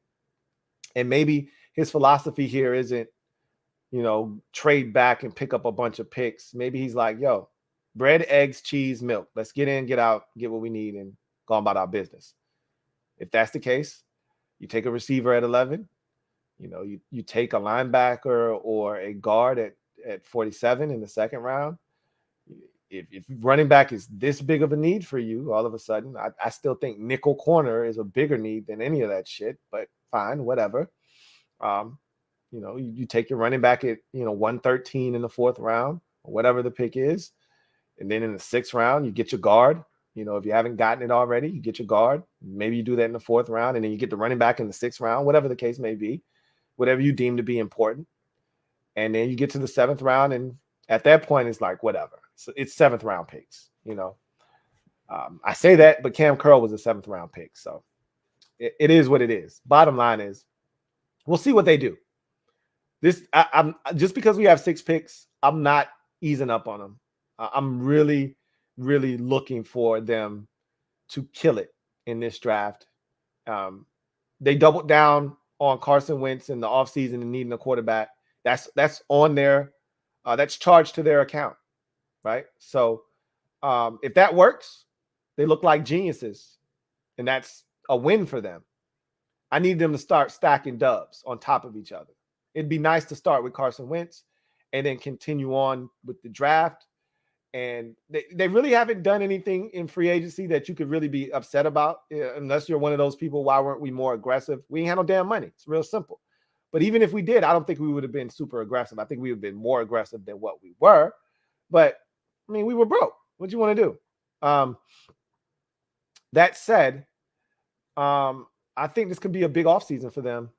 And it could actually work in their favor if Carson Wentz is that dude and they hit it in the draft correctly. They could turn this shit around very rapidly here in Washington. So we'll see. We'll see if they go, with the bread, egg, cheese, milk route. Matthew Stansberry, thank you for the super chat. Greatly appreciate you. Double up. Thank you for doubling up, my guy. Matthew writes, JT talk is sexy. I'm too sexy for my shirt. Yeah, he's the man. And I know you watched Hard Knocks because you're a Colts fan. I'm assuming, I shouldn't assume, I'm assuming you have HBO. And if you didn't, once you found out the Colts were on Hard Knocks, you found a way to access that. Whatever the case may be, it's just crazy. His demeanor fits the Colts to a T. Like, he doesn't like being in the spotlight. He doesn't like taking credit for stuff. They'll be in a meeting watching film, and they'll be talking about him breaking a dude off or outrunning somebody. And you would have thought they were talking about the dude behind him, because he's like, they're watching a clip of them talking about him on Good Morning America. Good Morning Football on the NFL Network, and they're just lauding and praising him, and the team is all hyped. And he's just sitting there like, can we go to the next topic? Like, he's just uncomfortable with people giving him praise. He's like, yo, the reason I loved college is because there were no egos.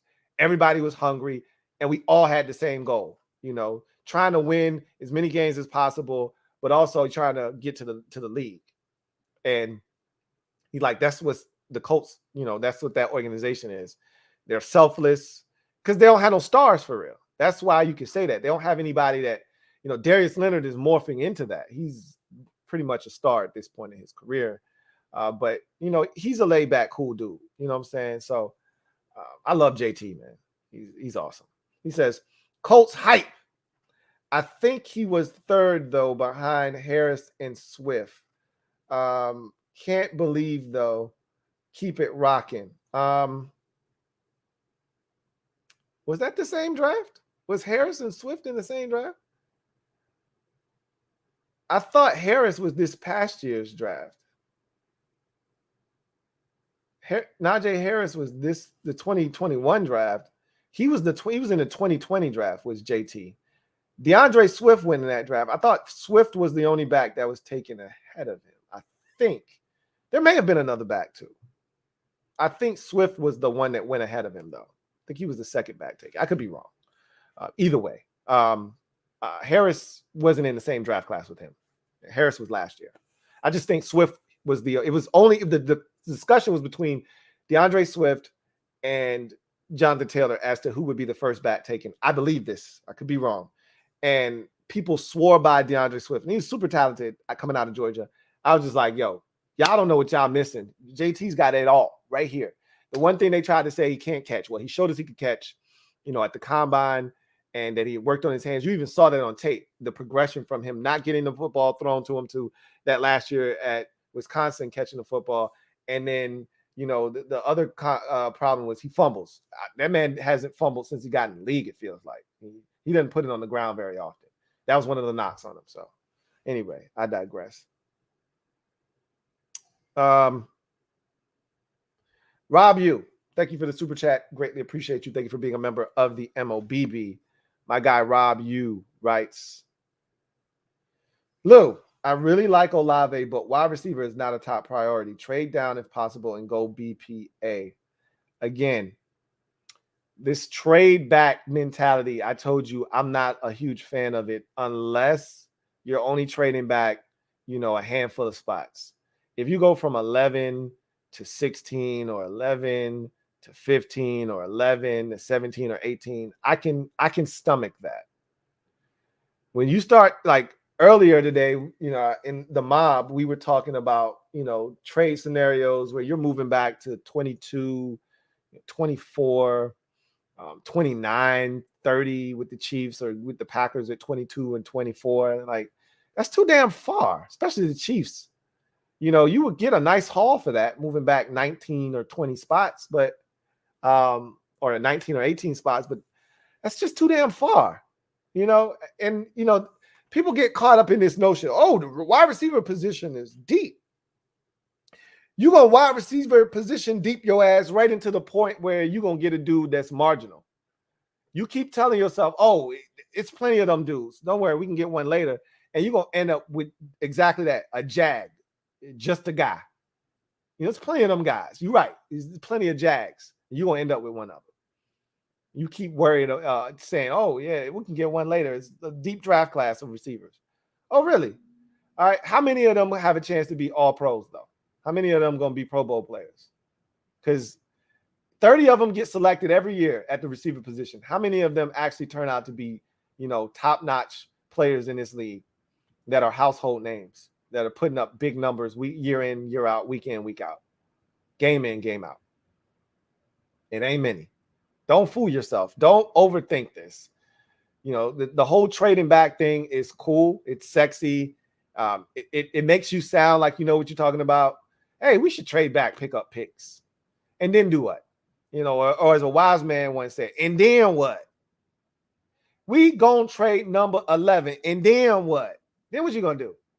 Take a bunch of dudes that are serviceable but not game changers? We've been doing that for too long. We had this discussion last week.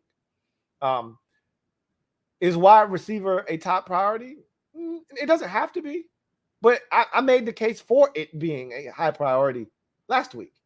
So I don't think I need to get into that discussion again, but we had that conversation last week that it is a big priority. When you look at the position and what it means in the league and what it can do for your team, yeah, it's a pretty big deal for this team. So we'll see what happens. Derek B, thank you for the super chat. Greatly appreciate you. Thank you for being a member of the MOBB, who writes, Stubblefield, Hainsworth, Gilbert, Hood, Griffin, Hatcher, Knighton, Baker, Golston. Years of bum defensive tackles. Stop the trade pain BS. Allen's first season. First 4 seasons. So he's saying Payne has been better than Allen in his first 4 seasons. And then Allen last year was his first time being better than Payne. I know you've been on the Payne train. You've been swatting off people that have been wanting to trade him. Here's my thing. Here's my stance on Payne. And that is an impressive list that you were able to compile there.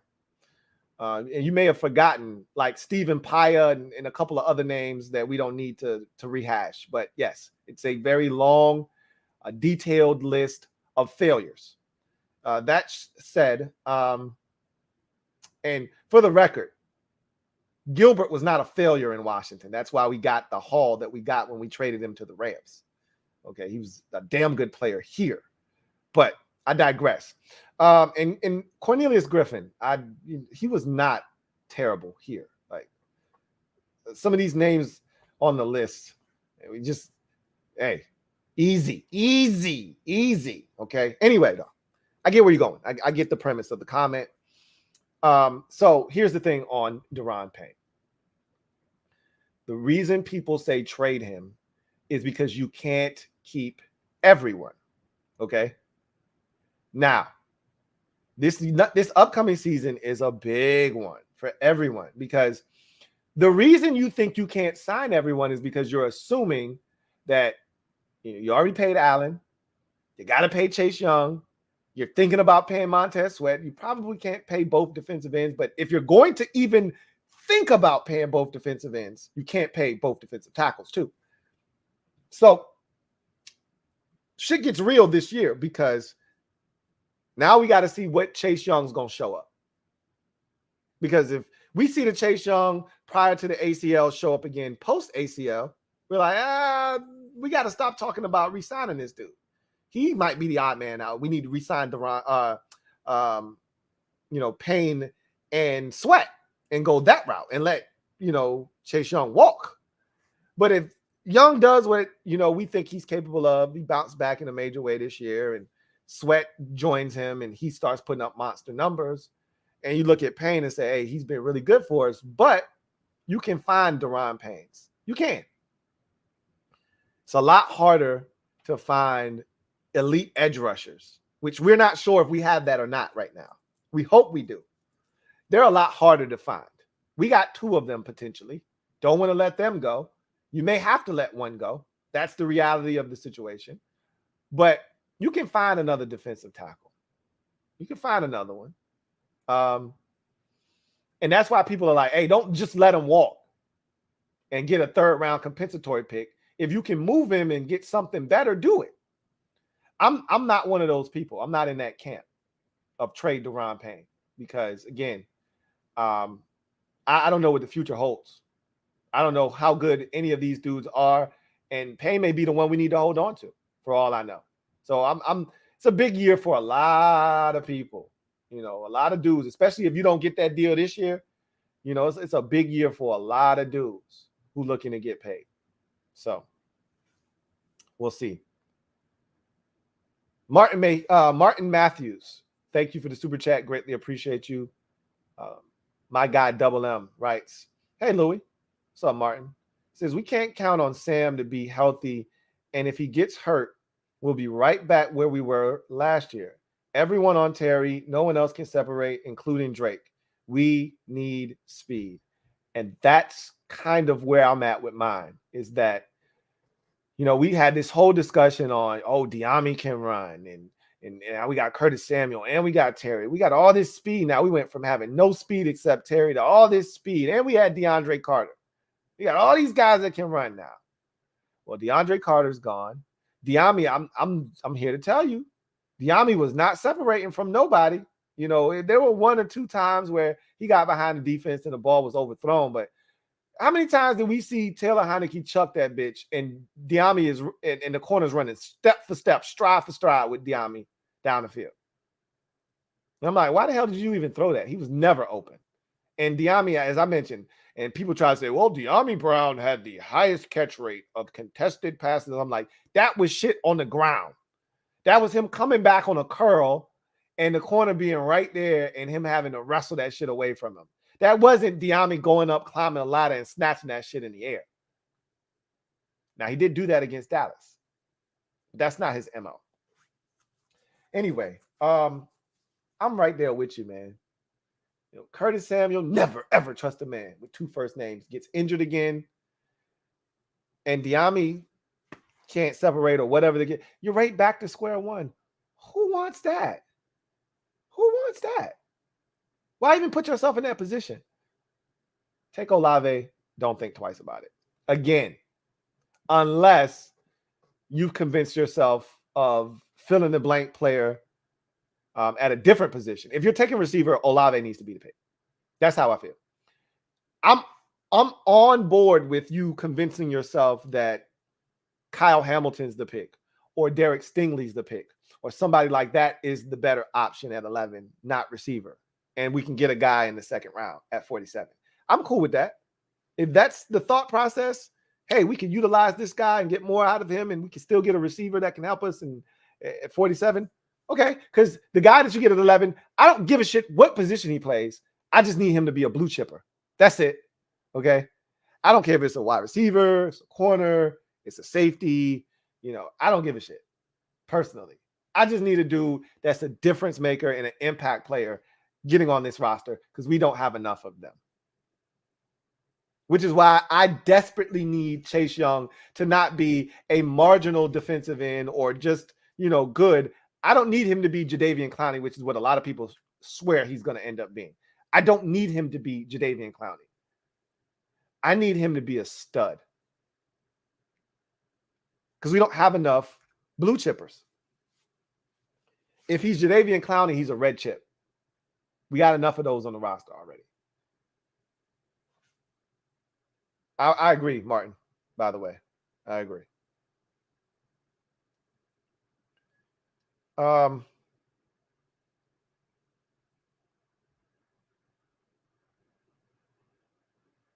Let's see.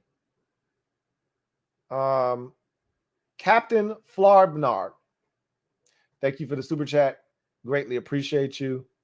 Who writes, how valuable is a Cam Chancellor with a Earl Thomas? It's super valuable. That's what we had for a brief spell in Washington with Sean Taylor, who could also double as Cam Chancellor, but Sean Taylor was the Earl Thomas of the defense. He was playing the deep, the whole back end of the defense. He had that whole shit covered. And then LaRon Landry was Cam Chancellor. He was handling all the underneath shit. He was big. He was physical. He'd hit you. We had that shit going for a little while. We were the Legion of Boom before the Legion of Boom. With Springs and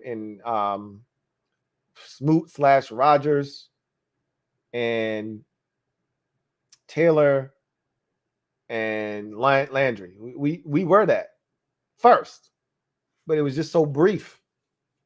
It's super valuable when you have a guy that can play, the back end and cover all of that. Like Ed Reed used to do once upon a time when they said, 1/3 of the earth is water, another third of the earth is land, and the other third is covered by Ed Reed.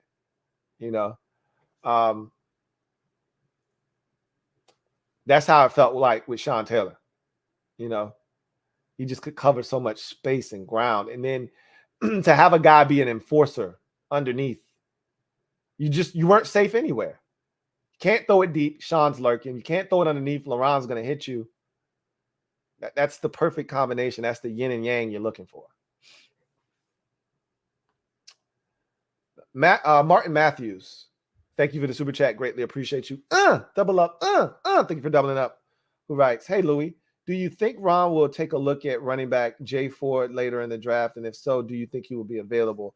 I assume they're looking at all these running backs. I told you I like Ford, the Alabama transfer to Cincinnati. He does a lot of good things, checks a lot of boxes. I like him. I assume Ron and company have done their homework and their due diligence, because if you're really in the market for a running back, then you leave no stone unturned. You got to look at guys that'll be available in the 2nd through the 7th, because you don't know what the draft is going to hold. You don't know if Ron and company are going to trade back from 47, pick up a 3rd round pick, pick up a 5th rounder, which they don't have. You don't know what you're going to end up doing. We keep talking about trading back at 11. What about trading back at 47 and picking up picks? That's a possibility. What about trading back in the 4th round and getting a 5th rounder that you currently don't have? That's a possibility. So who's to say what happens? You just do your homework. And that I would assume Ford is a part of that homework. And I think that would be a guy. I told you I'm intrigued by him. I told you that last week. I'm intrigued by him.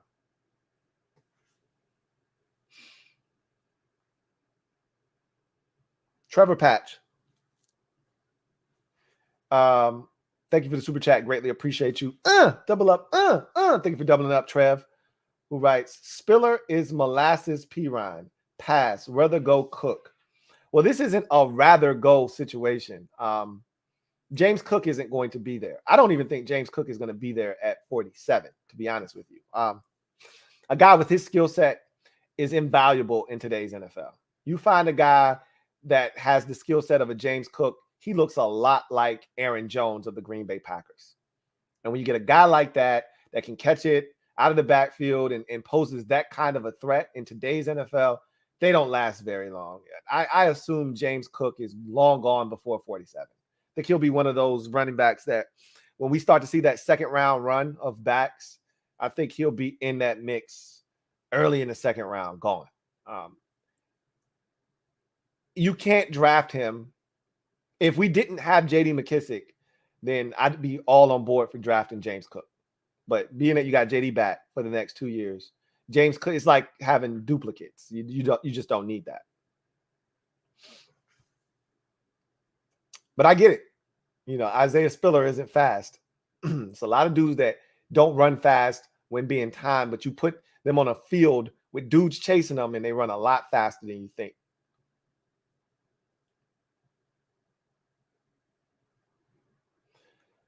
Rob U, thank you for the super chat. Greatly appreciate you. Double up. Thank you for doubling up, Rob U. Greatly appreciate you. Who writes, on second thought, Lou, may a trade back wouldn't work, as I am still scarred from the 2008 draft that should have been Calais Campbell, Djax, and Brandon Flowers instead of Malcolm Kelly, Devin Thomas, and Fred Davis. Well, you can't allow those scars of the past to haunt you now because that was a different regime. All right. I get it. Those were some deep scars, man. That 2008 draft might have been the worst draft in NFL history of any team. It was terrible. That said, these guys didn't do that. So I'm not going to hold that over their head. They drafted AGG. Okay. I'm holding that over their head. And again, that was more Ron. That was in Kyle Smith. That wasn't Marty Herney and Martin Mayhew, which is why I'm giving them the benefit of the doubt. They did draft, De'Ami Brown. We'll see how it turns out. They did draft Jamin Davis. We'll see how it turns out. I still got confidence in both players, by the way. A lot of you have already quit on both of those dudes and you've labeled them with the B word. That's not me. But we'll see what year two. If they're still struggling, after this year, then I start leaning towards maybe we made a mistake. It's not until after the third year where I'm like, okay, he trash. After I've given you 3 years and you still look like you in the same spot when I drafted you as a rookie, and you look like you in the same spot, I haven't seen any growth or progression. Yeah, okay, you don't get it. You're not cut out for this. So I'm not anywhere near that point with either one of those two dudes. So we'll see what happens. But you can't allow that, trading back to scar you, But I can say that us trading back hasn't really been all that beneficial. Even going to the Darius Geis. Remember, we traded back, picked up picks there. It usually doesn't work out for us, but we'll see. We'll see.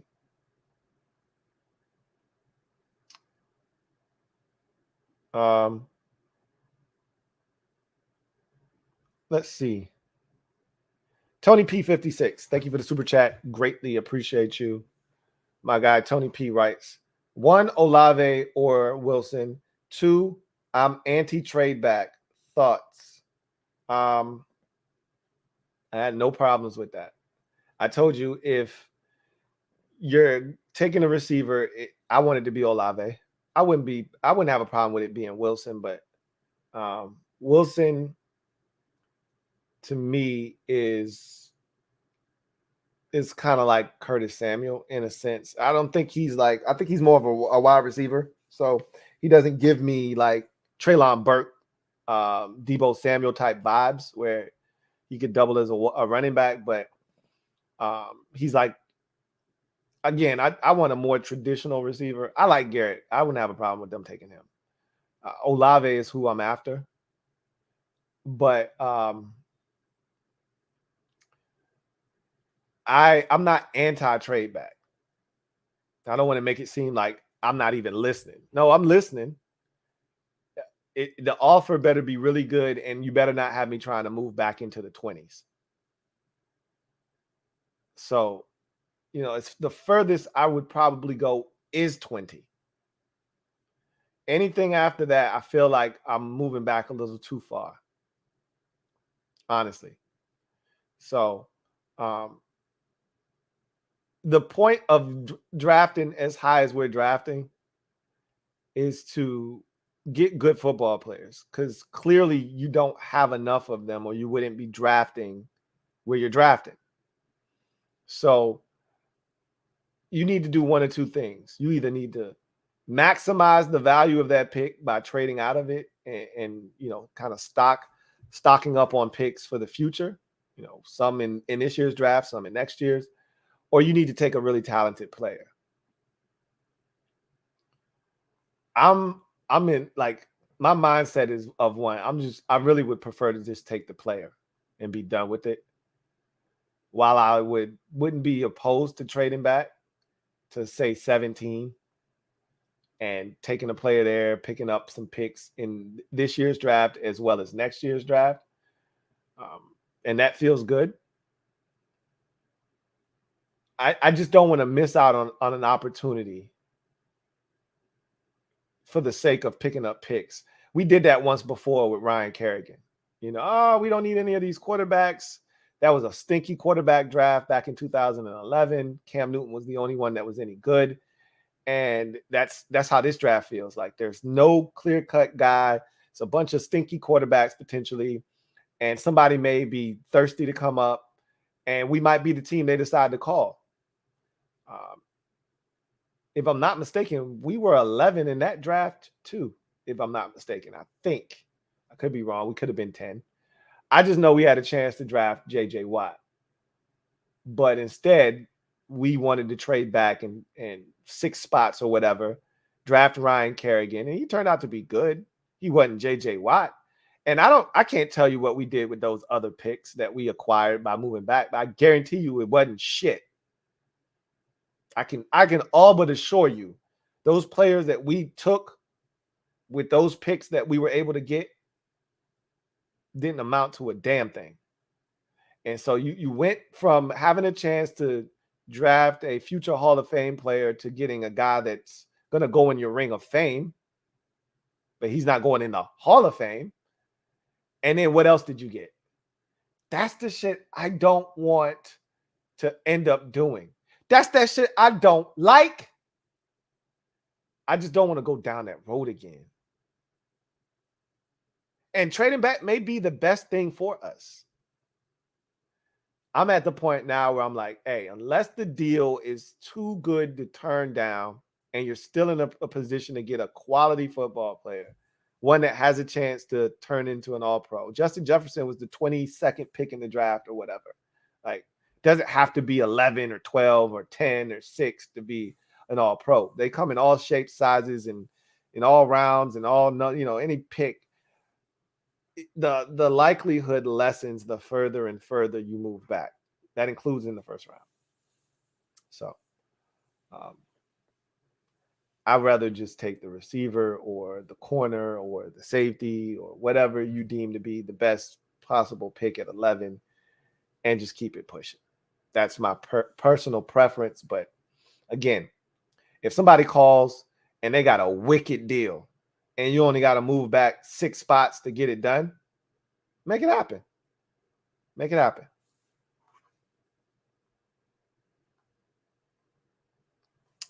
Marcus Bird, thank you for the super chat. Greatly appreciate you. My guy Marcus writes, don't get how London rated higher than Burks. I think because Burks is a lot raw. He's a lot more raw than London. London's a little bit more polished from a wide receiver standpoint. Burks is rough around the edges. Like I said, he's not a route runner.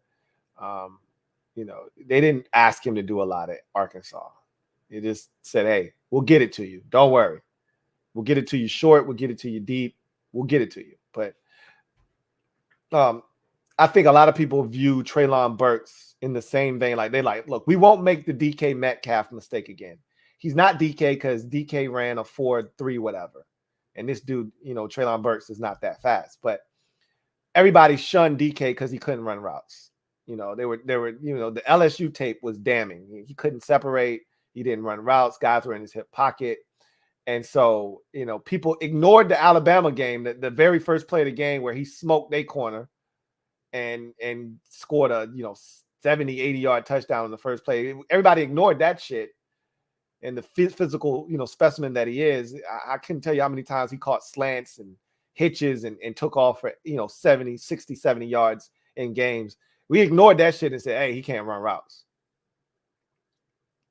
Everybody's like, hey, we're not doing that shit. We're not going to ignore the warning signs. Like, this dude could be a beast. This Burks kid could be a beast. But at the same time, London has a chance to be Mike Evans, one of the most underrated receivers in NFL history. We fall in love with the Justin Jeffersons and the Jamar Chases, but quietly, Mike Evans is doing shit that no one's done in NFL history. And it's not like he's been playing with Tom Brady his entire career. So, and it's not like he had a consistent quarterback either. It's been Ryan Fitzpatrick. It's been Jameis Winston. Tom Brady. He's been all over the place, all over the map. And he's still putting up numbers every year. So, I think that's why London is rated higher than Burks. They think his upside as a receiver is greater than that of Burks. They think they know what Burks is as a receiver already. Barrett Downing, thank you for the super chat. Greatly appreciate you. My guy BD, thank you for being a member of the MOBB. Writes, Lou, I'm ready to get this season started. I want to compete and not be a W for everyone else. I think we're past that point now. I think we're past the point of, being dubs for other, teams and they circling us on the calendar. We're not ready for the upper echelon, but we're not a pushover. We're not a slouch. We proved that last year. We had a murderous road schedule, and sans for Buffalo, we competed in just about every one of those games. I felt like we could have beat Green Bay had we been better in the red zone. We went up and down the field on the Packers, and our defense actually slowed the Packers down. We literally had a turnover on the very first possession of the second half that led directly to a touchdown, and we gave up a stupid fourth down on the opening possession of the game. We had Rodgers dead to rights. We let him get outside the pocket, and he found Devontae Adams throwing across his body. You get that stop. You don't fumble. Taylor Heinicke doesn't fumble on the opening possession of the second half. We're right in that game. And then he had the fumble where he gave himself up. It wasn't a fumble. They said he gave himself up at the one, which was dumb. He wasn't giving himself up. Okay, whatever. That's the rule. We didn't get in. We still didn't get in. We got down there like 8 times and we didn't score 1 point. No field goal, no touchdown, nothing. We were in the game against Kansas City. That final score is very deceptive. We were in that game. The wheels literally fell off in like the final 7 minutes of the fourth quarter. Same thing with the Saints game. We were in that game. Should have won that game. We beat the Buccaneers, right? Like all of those games were there for the taking. So I think we're a respectable outfit at this point. Are we good enough to compete with the elites? Nah, I don't think so. But I don't think anybody's looking at us and saying, oh, that's an easy dub. They may think they're going to win, and they're probably right. But it ain't like it used to be, like back in 2019. Oh, yeah, that's an easy dub. If we lose to them, we trash. That ain't the case no more. And I, like you, can't wait for the season to get started. But the USFL coming at you. If you're jonesing for some football, Rob,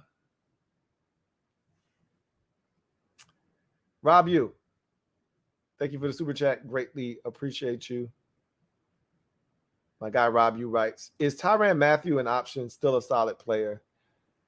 I don't think there's mutual interest between he and us and us and he.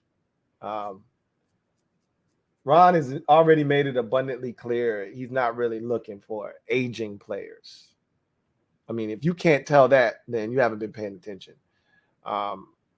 He said when he first got here, one of the biggest mistakes I made in Carolina is I allowed the roster to get old. I'll never do that again. And you've seen that. You know, it's been out with the old, in with the new since he got here. You know, Ryan Kerrigan could have still been perfectly good as a backup if he was willing to do that. And by all accounts, Ryan Kerrigan was open to coming back to Washington. There was never any dialogue because they didn't want to do that. They wanted to move on with some young blood at defensive end. Adrian Peterson could have still ran, but he was like, yo, bro, you old. I could get Peyton Barber to do the same shit you doing with less of a headache and for a fraction of the cost. So that's what they did. He's younger and he was cheaper. And you've seen them pretty much go that route everywhere. You know, there's a few exceptions to the rule. But for the most part, we are a relatively young team. So I don't see them going out and getting Tyrann Mathieu, even though he probably would still be an upgrade over anything we have and would be a great addition because of his leadership, you know, skills and qualities. I just don't see them going in that direction.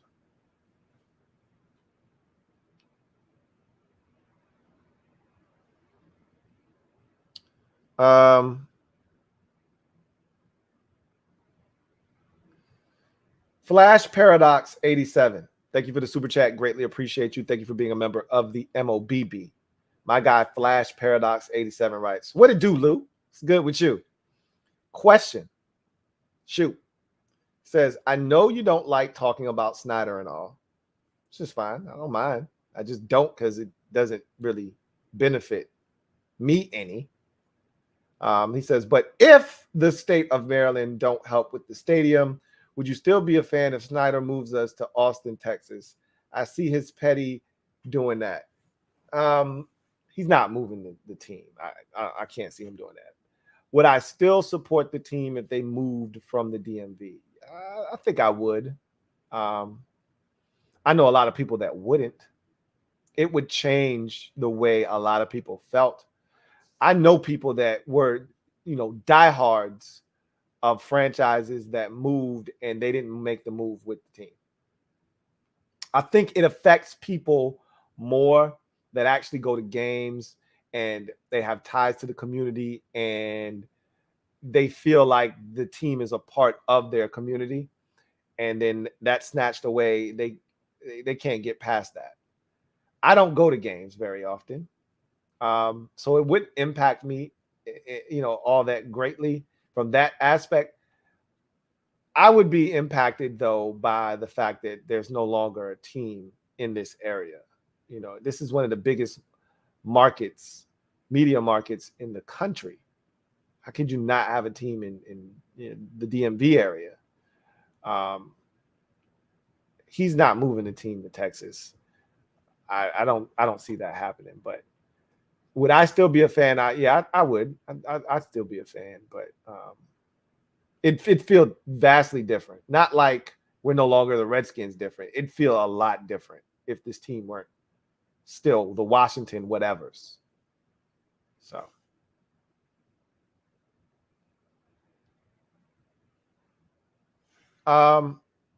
Twin D, thank you for the super chat. Greatly appreciate you.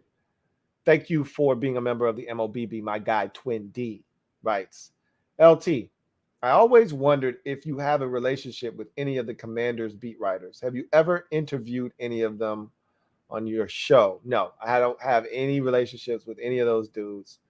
I haven't done interviews with any of them. I've thought about it before, but I mean, so much of their content is out there. I don't even know what having them on the show really does. Like, I know talking to people, you know, it brings a different perspective, and I want to do that in the future. You know, you probably get tired of hearing my opinion and my voice all the time, and it's refreshing to have others you know, bless the channel and give you different perspectives and insight and things of that nature. You know, with the beat reporters in particular, and I love what they do. They do a tremendous job. A lot of the information, you know, that I give to you guys, I get it from them. You know what I mean? Especially the stuff during training camp. I'm not there. You know, there are eyes and ears. So I think they do a tremendous job covering the team. With that said, every single one of them has podcasts. You know, every single one of them are multiple, you know, platforms, whether it's radio or, you know, they're a writer, and, you know, you can access their work in some different medium. So I feel like it's already oversaturated. You know, their stuff, they're everywhere. If you want their opinion, go listen to their podcast. Go listen to them on the radio. Go read their article. Like I don't know. That's just the way I think. I don't have a relationship with any of them, but I'm not opposed to, you know, having, you know, one or two or three of those guys on the show. I've thought about it in the past, but I think all of that stuff will happen in due time. Like, I'm not pushing for that stuff, and I have my reasons why. I won't discuss it here, but I've got my reasons why, and I think those guys do, as I mentioned, a tremendous job. You know, and women and ladies and gentlemen do a great job, because you got Nikki Javala and a slew of others that, you know, do an amazing job as well. So, yeah. Trevor Patch, thank you for the super chat. Greatly appreciate you. My guy Trev writes, Super Friends next week, gathering receipts on LB. Please, by all means, gather all the receipts that you need. Like I said, I'm gonna bring all my own receipts to the table, because, again, I was talking real reckless, and I'm not afraid to do it again. Like, I was confident in the fellas at that time, and again, I didn't know what was to come. I didn't know the injuries were coming, and COVID, more so than anything else, COVID was coming. You know, I didn't know Landon Collins was about to be out for the season. J.D. McKissick was about to be out for the season. Montez Sweat was about to be out for the season.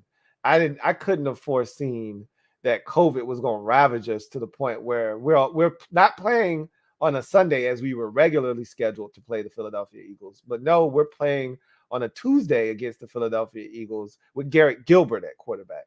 Now, I couldn't have seen that shit happening. You know, the season went sideways on us quick, and it is what it is. But I was talking cold hard cash, so I gotta face the music. So if you got receipts that make sense, please bring them, by all means. Please do, because I'm gonna need that. Luck, thank you for the super chat. Greatly appreciate you. Double up. Thank you for doubling up, Luck. Who writes, hit that like button. Y'all heard the man. Hit the like button. Appreciate you.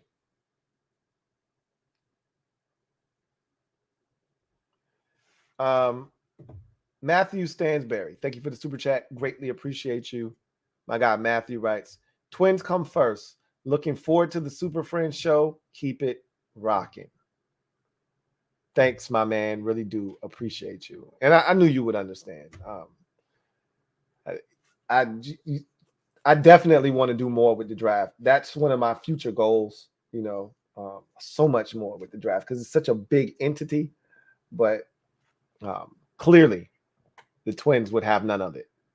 So we'll see what happens moving forward. But really appreciate you. Thank you, Matthew. Once again. Phil Ricards, thank you for the super chat. Greatly appreciate you. Thank you for being a member of the MOBB. My guy Phil writes, I know that they're mocks, but I'm getting some great value by trading back with the Steelers or Saints. Your thoughts, Lou? Stay cool. Appreciate you. Likewise. The Saints are right in my wheelhouse. Their two picks are exactly what I'm talking about. If I'm not mistaken, the Saints are like 16 and 18.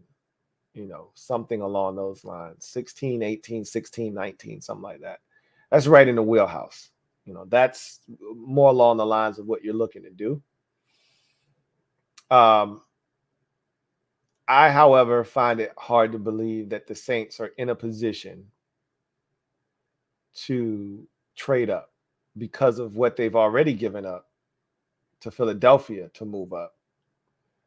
I don't know what draft capital you're going to get from them, because anything that involves you moving back in the first round in the top 15, back more than 5 spots, involves a first round pick the following year. As you get further and further back in the first round, then you can start talking about seconds and thirds and things of that nature. Similar to what happened with us. We went back into the first round with Indianapolis. It was like, all right, cool. I just need you 2 next year. We was like, all right, we'll do that. Gave them our 2 that, the year that we swapped with them, and then gave them the 2 the next year. And that turned into Michael Pittman Jr. But when you're in the top 15, the value of the picks are way higher. And if I'm moving back 6, 7 spots, as I would if I traded back with New Orleans, I'm going to need your first. Well, guess what? They don't have a first next year. They gave that to Philadelphia already. So I don't know if the value with the Saints is truly there.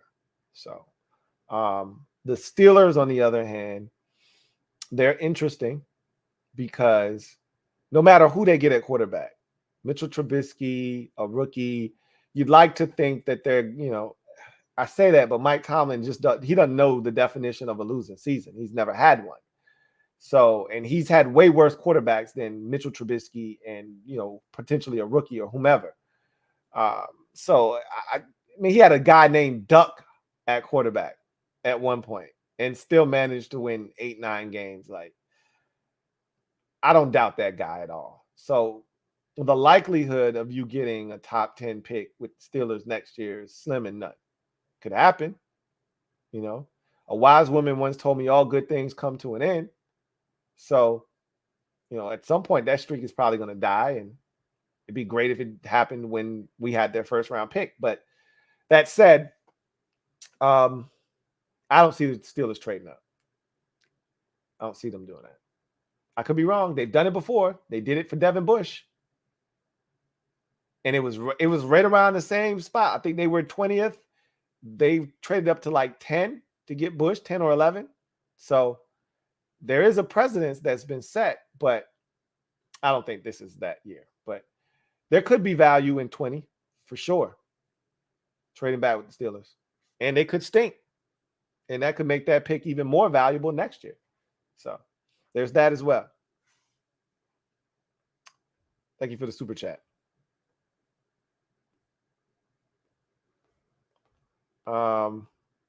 John Perez, thank you for the super chat. Greatly appreciate you. My guy JP writes, Stingley is such a great talent. I wouldn't be mad if we drafted him at 11 because cornerbacks like him are rare. At the same time, offenses are bigger weakness, is our biggest weakness. So I would go with Olave. I like Wilson too. You're not wrong about offense being our biggest weakness. However, you need less offense if your defense is stout. So there's that too. But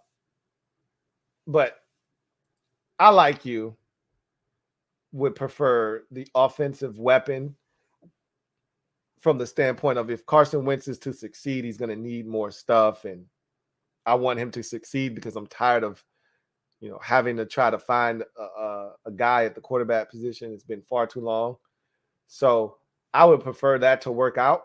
The best way to get it to work out is to get a guy at 11. But I've already told you how I feel about Derek Stingley Jr. And there's no guarantees. So I don't even need to bring that up. But if somebody would guarantee me, hey, bro, you get in 2019 Derek Stingley. If anybody else was privy to that information, he'd be going number 1 overall. He'd be going number 1, number 2, number 3. He would not get out of the top 5. I don't think he'd get out of the top 3 if you knew what you were getting. But you don't. So I think he falls out of the top 5, but I don't think he falls out of the top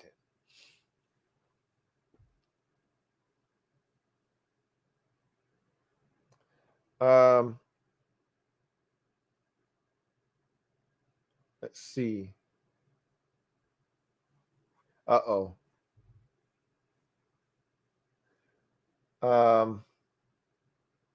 Damn. I forgot how to say this. Oh no. We had gotten on a good page, and now it's been so long since I've seen your name that I forgot how to say this. And you chastised me multiple times for messing it up. And I was like, all right, I got it. And damn, I forgot how to say it. And I don't want to mess it up again.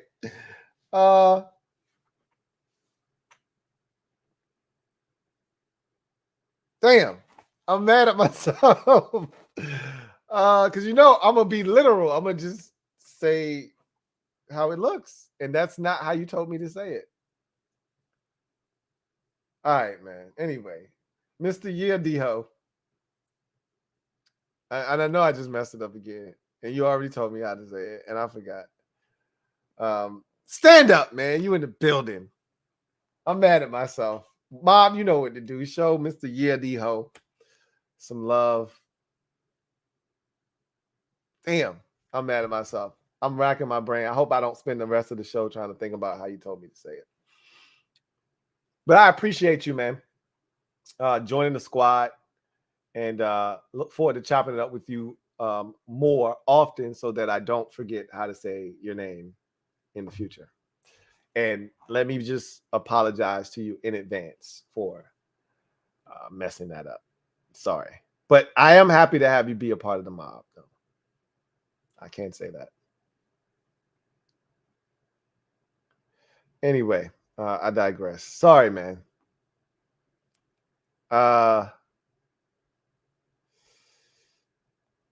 Be right. Thank you for the super chat. Greatly appreciate you. Be right. Rights. What, Lou?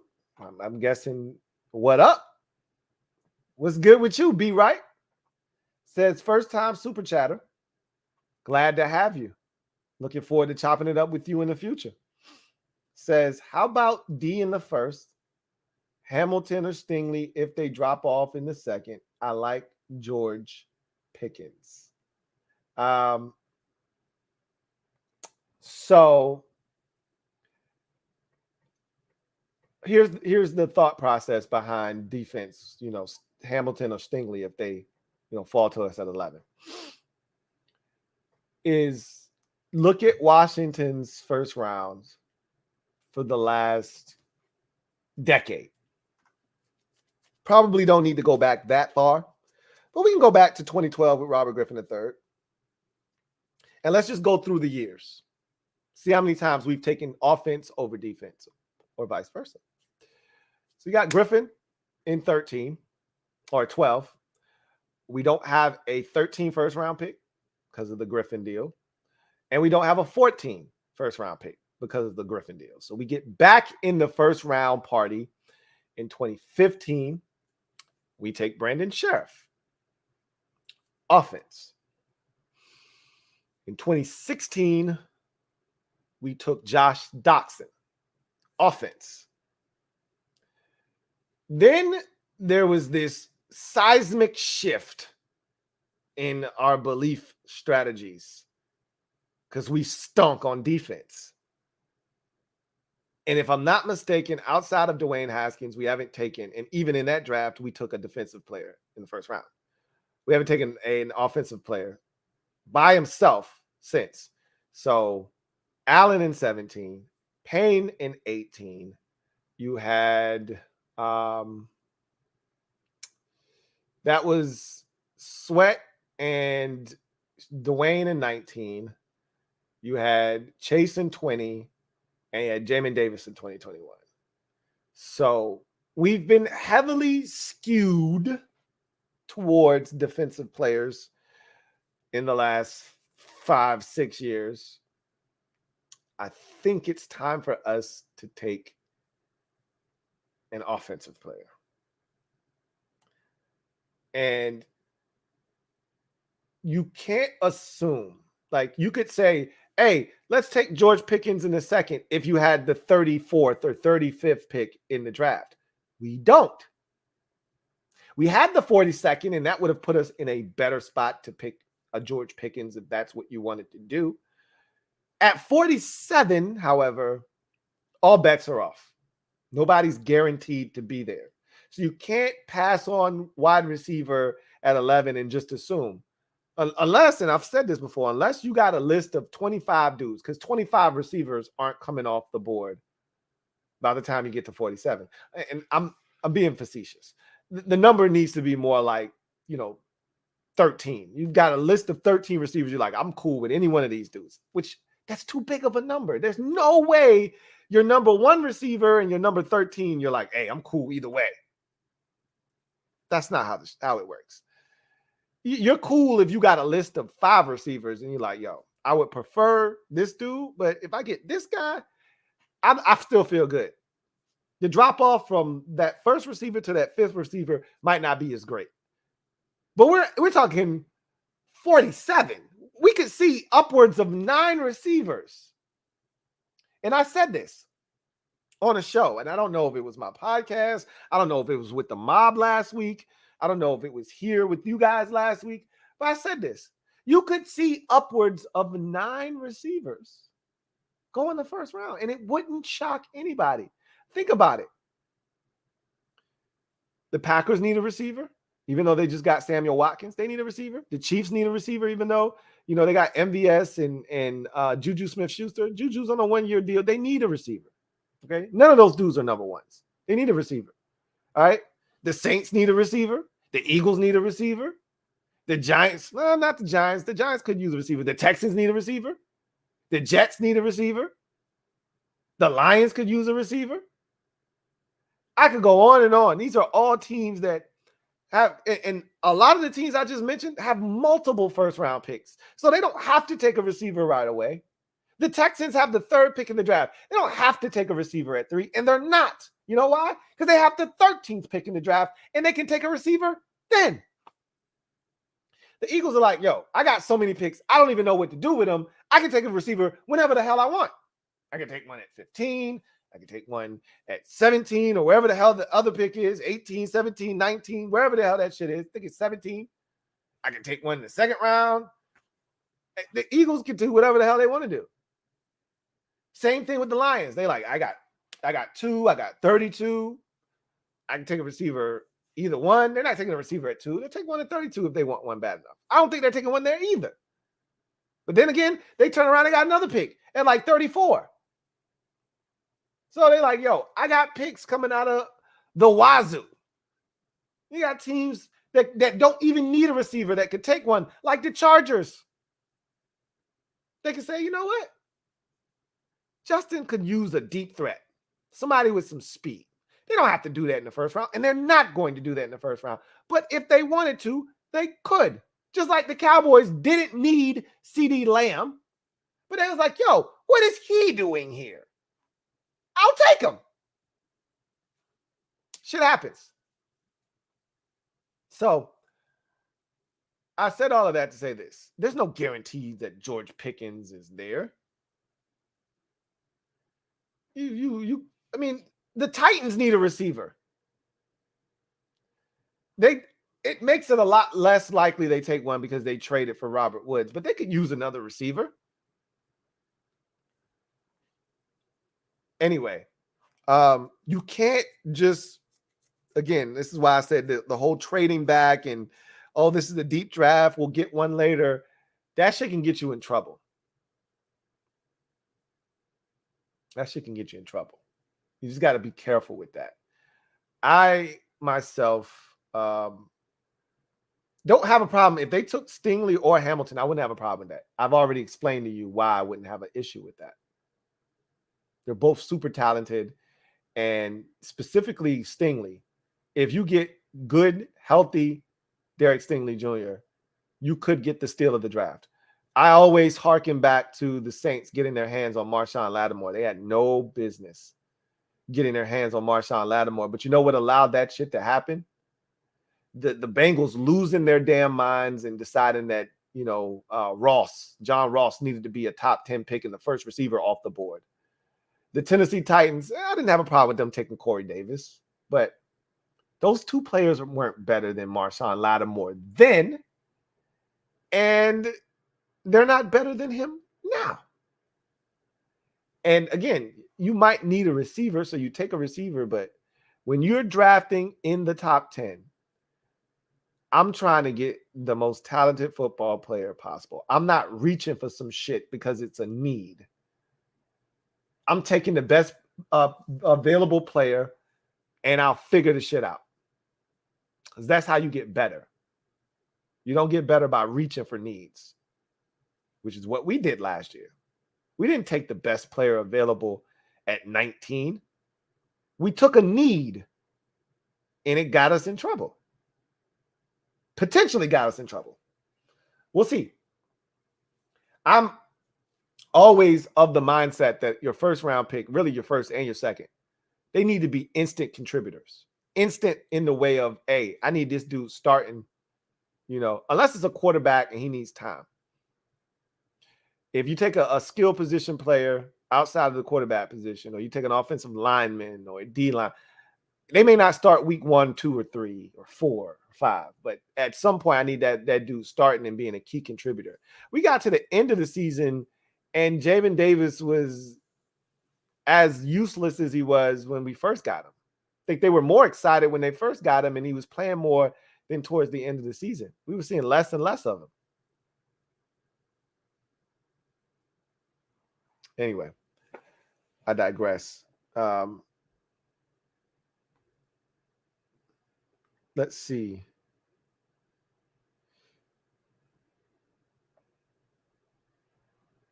I think I got another super chat. I do right here.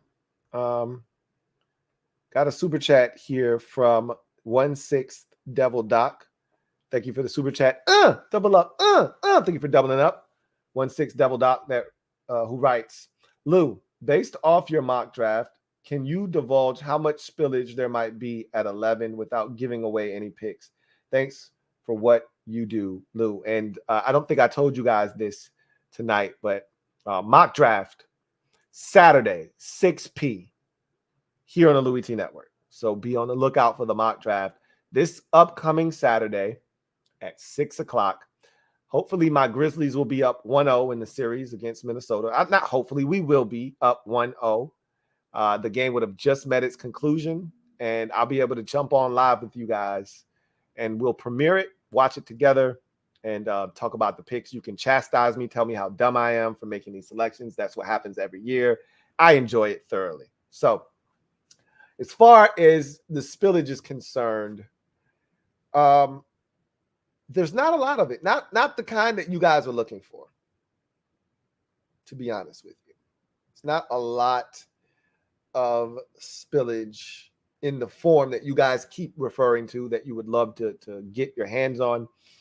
I could see a case where one of those players falls to 11, but it's not as much spillage.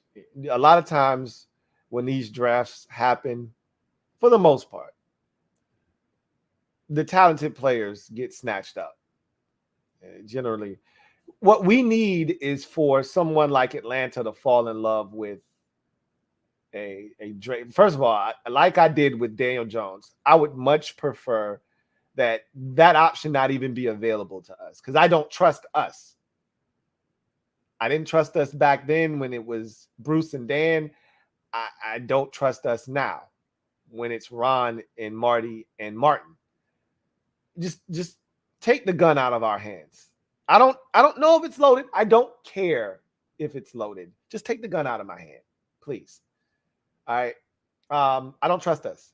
So I don't even want Drake London available. Atlanta, the Jets, somebody, anybody, please take this brother off the board. So he's not an option. I'm begging Atlanta. You need a receiver. Calvin Ridley isn't playing this year. You just got Marcus Mariota. He needs help. Take Drake London, please. I'm begging you. We'll see what happens. I'll just tell you this. One guy is available. One guy.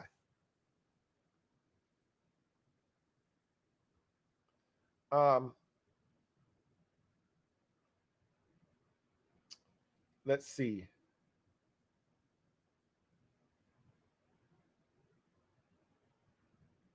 Y'all having a blast in here. I love it. I love when y'all are conversing amongst one another. It's probably Alex in there stirring y'all up, getting y'all to talk. What's up, Alex? Metaphor. Thank you for the super chat. Greatly appreciate you. My guy, Metaphor, writes, with trades, 15 Olave, 46 Brees, 51st. Boy, you love you some Linderbaum. You've been trying. Linderbaum in last into the second round, man. Not at 51. Somebody will take him before then. 77 Chanel, 113 Ferguson from Wisconsin in the first 4 rounds. That gets us an A- draft. So if I'm not mistaken, and I could be wrong, let me get my, I don't have to guess. I don't know why I keep doing this. I got my mock draft right here in front of me, so I don't need to do this. And I'm right. The Eagles are 15th. So are you telling me that you're trading with the Eagles? Because I don't see us trading with the Eagles. Because that's the only way you end up with the 15th pick. You got to trade with Philadelphia, right? And I don't have the second round in front of me because I'm only doing a round mock. But 46, did you mean 47? If you've got 46, then that means you made another trade. Because we got up 1 pick. We moved up 1 pick. But you must have made another trade, though, because you got 51 and 77. So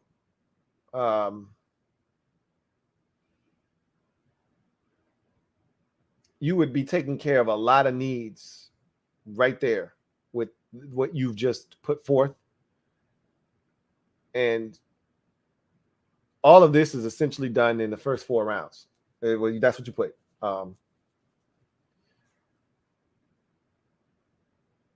That's why you got to love like mock drafts and like, because people, I always talk about this. When people do trades, they do it one-sided that benefits their team. They don't care about the other team. They just care about their team. So they'll tell you what they don't want. Yeah, give them Deron Payne and give them Landon Collins. Don't nobody want that shit, man. Like, you trying to give away stuff that don't nobody else want. Like, yeah, somebody might want Deron Payne, but not for what you asking for him. But the people don't think about that. When they do a trade, it's only to be beneficial for their team, not for the other team. So I don't know how we got 46, 51, and 77. You didn't get all of that by moving back 4 spots from 11 to 15. I can assure you of that. You didn't get 46, 51. And so you might have had to swap, I don't know who has the 46th pick, but somehow you ended up with 2 additional picks that we did not have in 51 and 77. So an additional second and a third. Now, trading back 4 spots can get you a second and a third. Facts. You can get 51 and 77 via moving back 4 spots. The 46 is the one that's got me. Maybe you just made a mistake and you meant to make that 47. But I don't think Breece Hall is there at 46. He could be. He's not a lock to be gone by then. I think he's gone by then.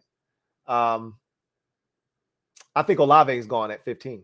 You don't take him at 11. I don't think you get another chance at him at 15 because there's a realistic possibility that the Jets, the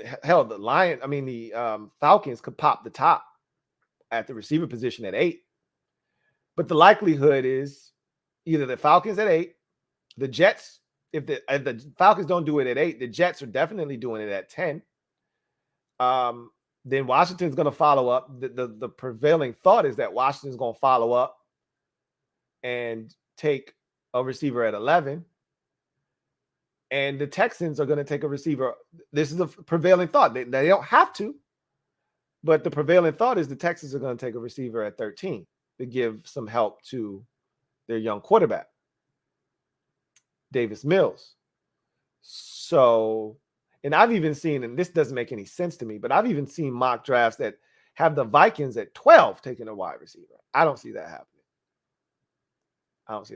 But I said all of that to say this. If you get a receiver going at 8, you get a receiver going at 10 and at 11, let's say you trade up, the Eagles trade up. The Eagles trade up, they're probably trading up from 15 to 11 to get a receiver, or they love, that Kyle Hamilton is there, or they love a corner and they coming up to get him. And you move back. At that point, one of the Ohio State receivers is gone and Drake London's gone. What do you think the Texans are going to do? Whichever Ohio State wide receiver isn't taken, that's the guy they're going to take, more likely than not, at 13. And so now you've screwed yourself because Chris Olave is not there at 15. Don't outsmart yourself.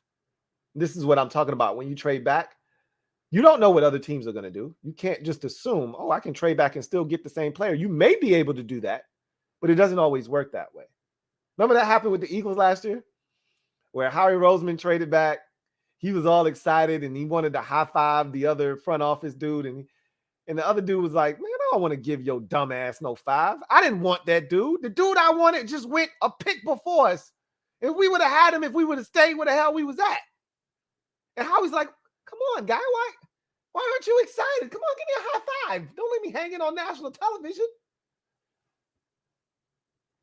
That shit don't always work out the way you want it to. So just be careful. That's all I like to say.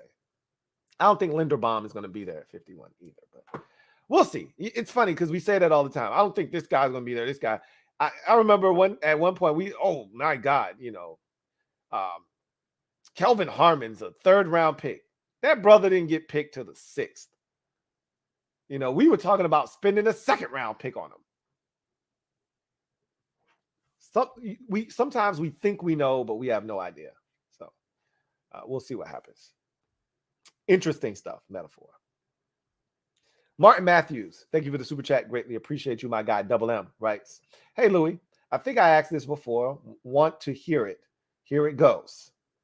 If both Ohio boys are gone, do you think Ron will take Jay Will and hope Sam stays healthy long enough for Jay Will's return?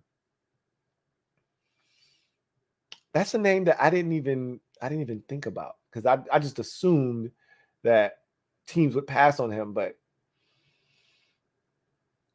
if you're a team and you stink and there isn't, this immediate need for this guy to be ready, or you're a veteran, team, and you got enough to get by until a guy like, Jameson Williams gets healthy, you could take him.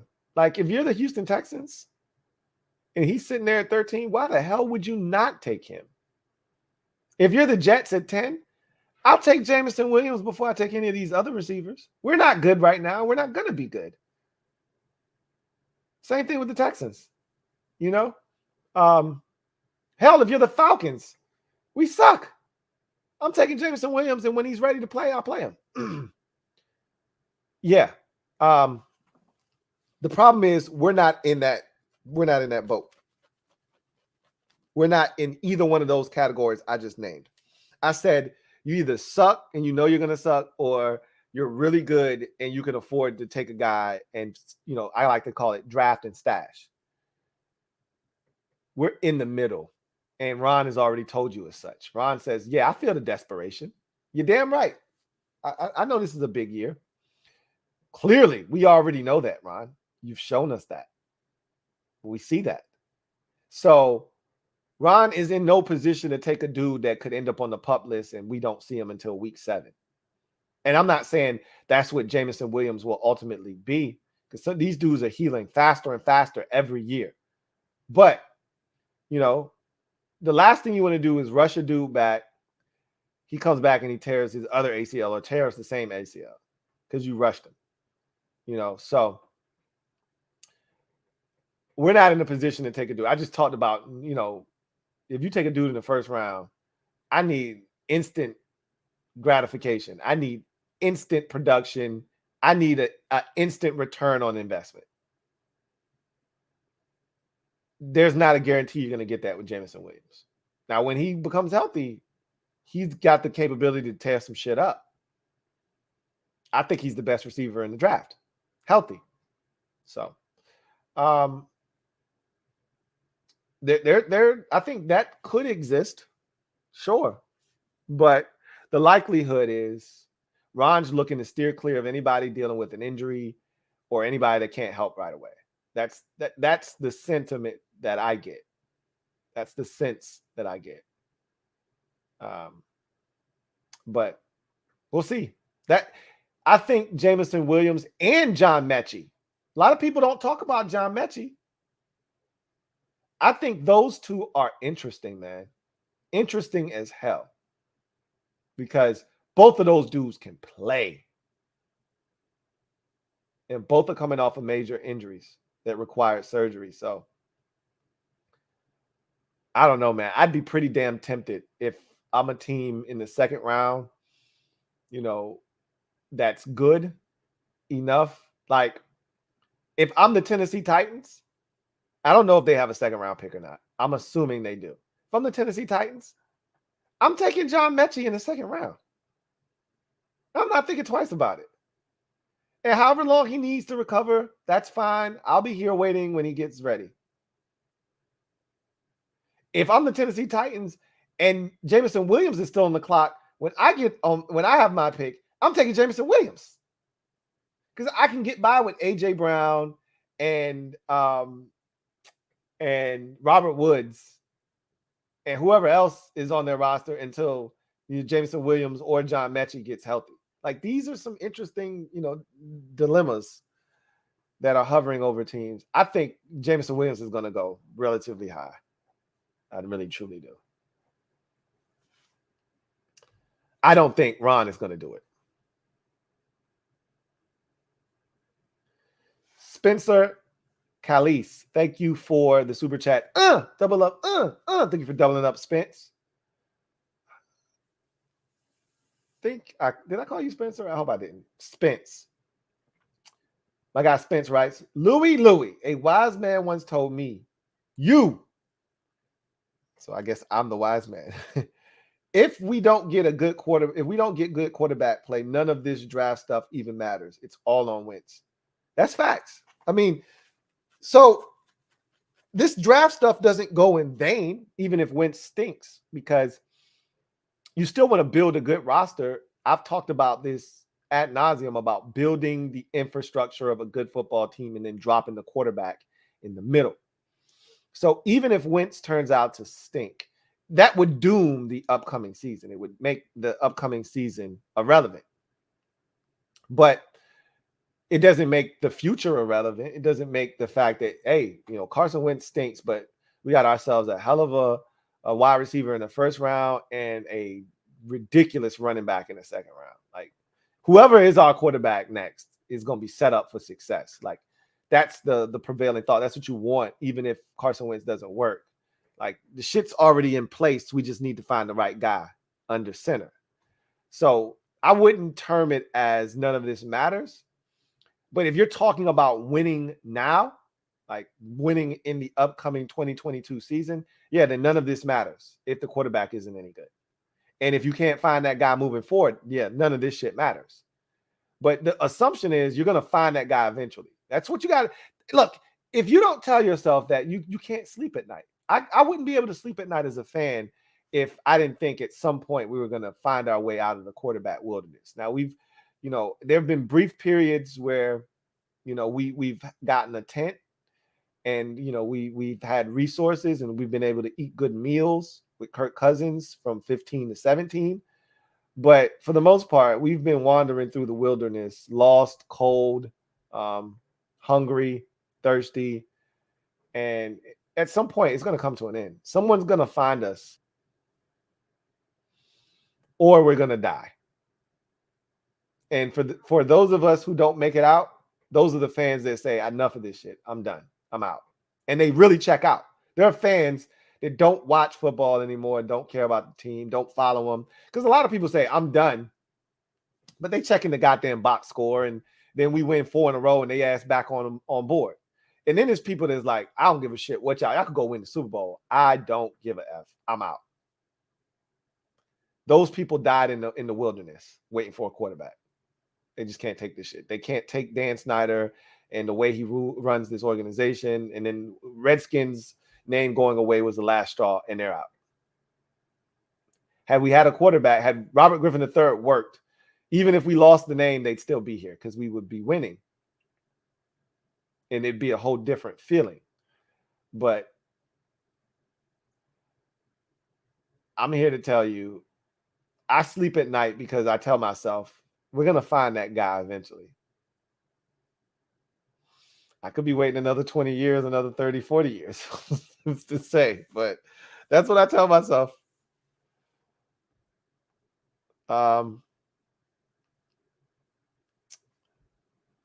Phil Ricards, thank you for the super chat. Greatly appreciate you. Double up. Thank you for doubling up. Phil, greatly appreciate you. My guy Phil writes, Williams has the talent to be elite, but is he worth the risk with injury history? His injury history. There is some good talent in this draft at O-line that goes deep. What guard do you like? Nasty on the line would be good. There are several guards that have piqued my interest, but I don't know if we'll be in a position to take any of them. I like a lot of the expensive merchandise on the offensive line. I've yet to do my homework on the reasonably priced items that we will more likely than not be shopping from.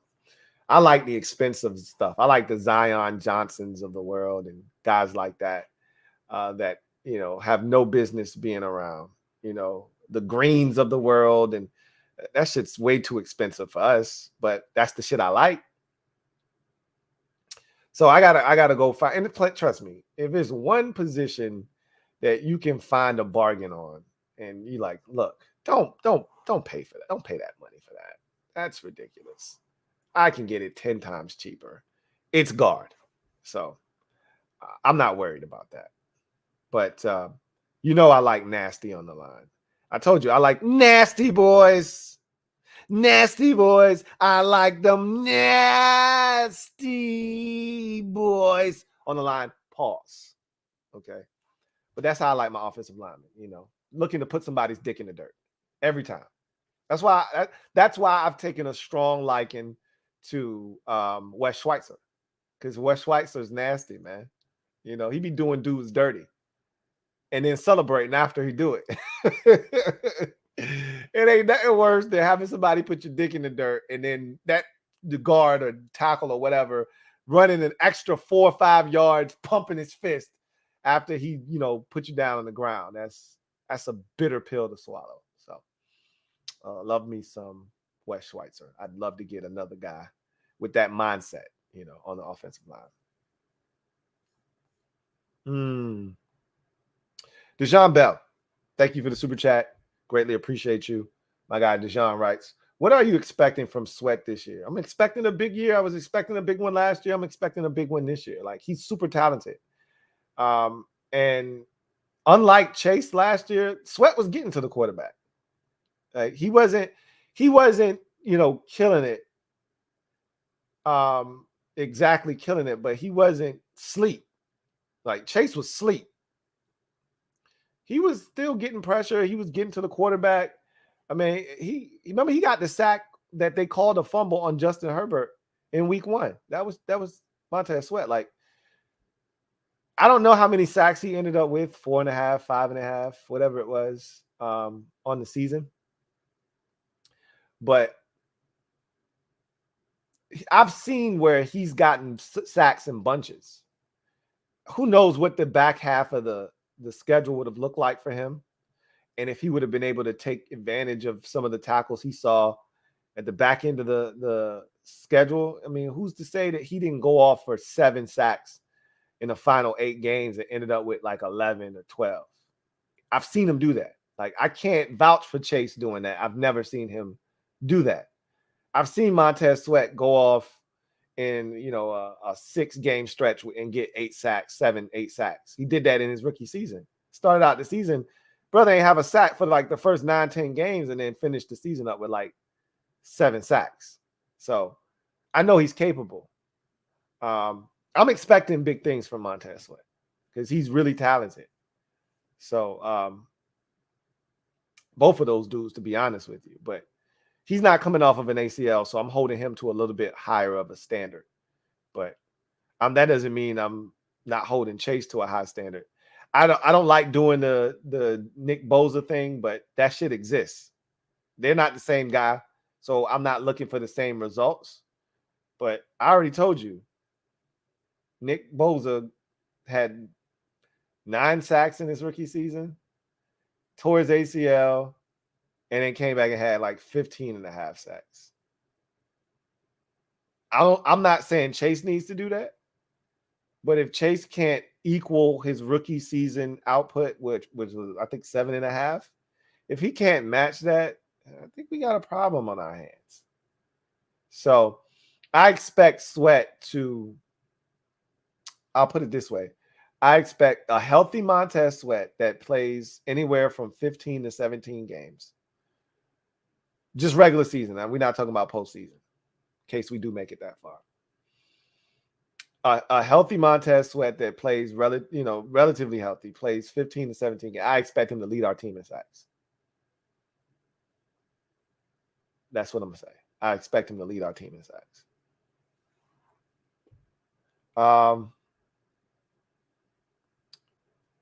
Journey Reed, thank you for the super chat. Greatly appreciate you. Thank you for being a member of the MOBB. Journey writes, good evening, Lou. Good evening. Good night, Journey writes, you think we end up re-signing Landon? Still early-ish, but seems like no one wants him. Y'all like the vid and show the GOAT Lou love. I appreciate that. Y'all heard Journey. Hit the subscribe button if you haven't done that already, first and foremost. But if you've already done that, turn on that notification bell so you don't miss a thing. And if you've already done that, then hit the like button. I truly appreciate that. There's a chance. Landon never wanted to leave, and they didn't want to cut Landon. So I do think there is a mutual, understanding between the two. And being that if no one signs Landon, and I think Landon probably will get signed after the draft, because what you don't want to do is sign Landon Collins and then a stud guy in the draft that you had rated very highly at the safety position falls to you and you just signed Landon Collins. So you go through the draft, and then if you're not satisfied with your safety position afterwards, then you go sign Landon Collins. That's what you're going to see with a lot of these guys that are still sitting out there as veterans, is that you just wait now. You get this close to the draft, and there's a consensus around the league. We're all going to just wait. And then you see what happens in the draft. And like I said, you might come away with with a Petrie where you're like, shit, I didn't think he would be around. And we just hit it big. And you don't need Landon Collins now. But you can miss out on all the safeties. And now you're like, hey, think we can still get Landon on that deal? So I think the market for Landon will heat up after the draft. And I don't think he'll end up back here. But I think if we get to a point where we're hitting, June and Landon hasn't found a team, and remember, Landon's money, that new money hits the books post June 1. They might be able to take that same money they saved from cutting Landon and then go back to Landon and like, bro, we got a few extra bucks. We'd like to have you back. That could happen. So we'll see.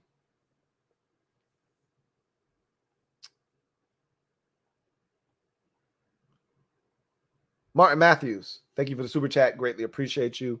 My guy, Double M writes, hey, Louie, did you call your moms this week? If not, call your moms, man. I did. So I call my mom every day now. I do owe her. because of the twins. So I'm in contact with her pretty much every day. I talked to my mom today. I need to call my dad more because that's the one I don't call. And I told him I would call him tonight, but I forgot I had to work. So I hit him up tomorrow and talk NBA. We love talking sports, love talking. It's crazy. Old people love talking about the weather. And so we talk about the weather, and me and my dad also talk about sports. So I love the NBA playoffs. He does too. And we just love sports in general. So I need to talk to him. But yeah, I talk to my mom almost every day now. Thanks for asking, and thanks for checking me on that too. I appreciate that. Gotta hold me accountable. 16 Devil Doc. Thank you for the super chat. Greatly appreciate you. Who writes, where do you see McBride being picked? Is he there at 47? I think he's there at 47. I do. The tight end position is one of those that ain't nobody rushing to grab a tight end unless that guy looks like Kyle Pitts. Ain't nobody rushing to grab a tight end. Like this draft class, I've already talked about it. It's deep, but it's deep in the sense that, hey, we can start picking other positions. Like it's not deep to the point where you like, hey, even if 9 or 10 of these boys get selected, we still good in the second round because there's still some good value here. And you may still even get to the third round. And even though 22 receivers have already been taken, as you start heading to the fourth, it's still some quality stuff that you may be able to get your hands on. That ain't the case with the tight end position. It's deep for the mid rounds. So I don't think you start really seeing teams digging in the tight end crate to the third round. Seriously, you might get 1 or 2 dudes that are intriguing enough that teams decide to take in the second round. Similar to last year's draft. You had Kyle Pitts go in the first round. That was it. And then you had some intriguing dudes in the second round. The dude from Penn State. Why am I blanking on his name right now? Damn. I can't think of his name. I can see his face. But he went in the second round. And I think it was one more tight end that went in the second round as well. And then everybody else just kind of went later on in the draft. I remember a few years ago, the Bears took the Notre Dame tight end. I don't know why I'm blanking on his name. And that's a shame because I'm a Notre Dame fan and I can't think of his name. And it's only like 4 letters. His last name is like 4 or 5 letters. And I don't know why I'm blanking on his damn name. But he was like one of the only tight ends to go in the second round. And then the rest of that's the kind of draft it's going to be. You may get 1 or 2 tight ends taken in the second, but the real damage for the tight ends will be done in really day number 3. Like the 4th and the 5th round. I think it starts in the 3rd, but the 4th and the 5th round, that's when I think you'll start to see some real tight end movement. And so is McBride the first tight end off the board? He could be. I don't think he will be. I think the kid from UCLA, Dulcich, will be the first tight end off the board, but we'll see. Both of those guys could be second-round picks, Dulcich and McBride. But even if there are second-round picks, I surmise that they'll be on the board come 47. They'll be mid to late round seconds. Pat Fryermuth is the tight end. I don't know why I was blanking on his name.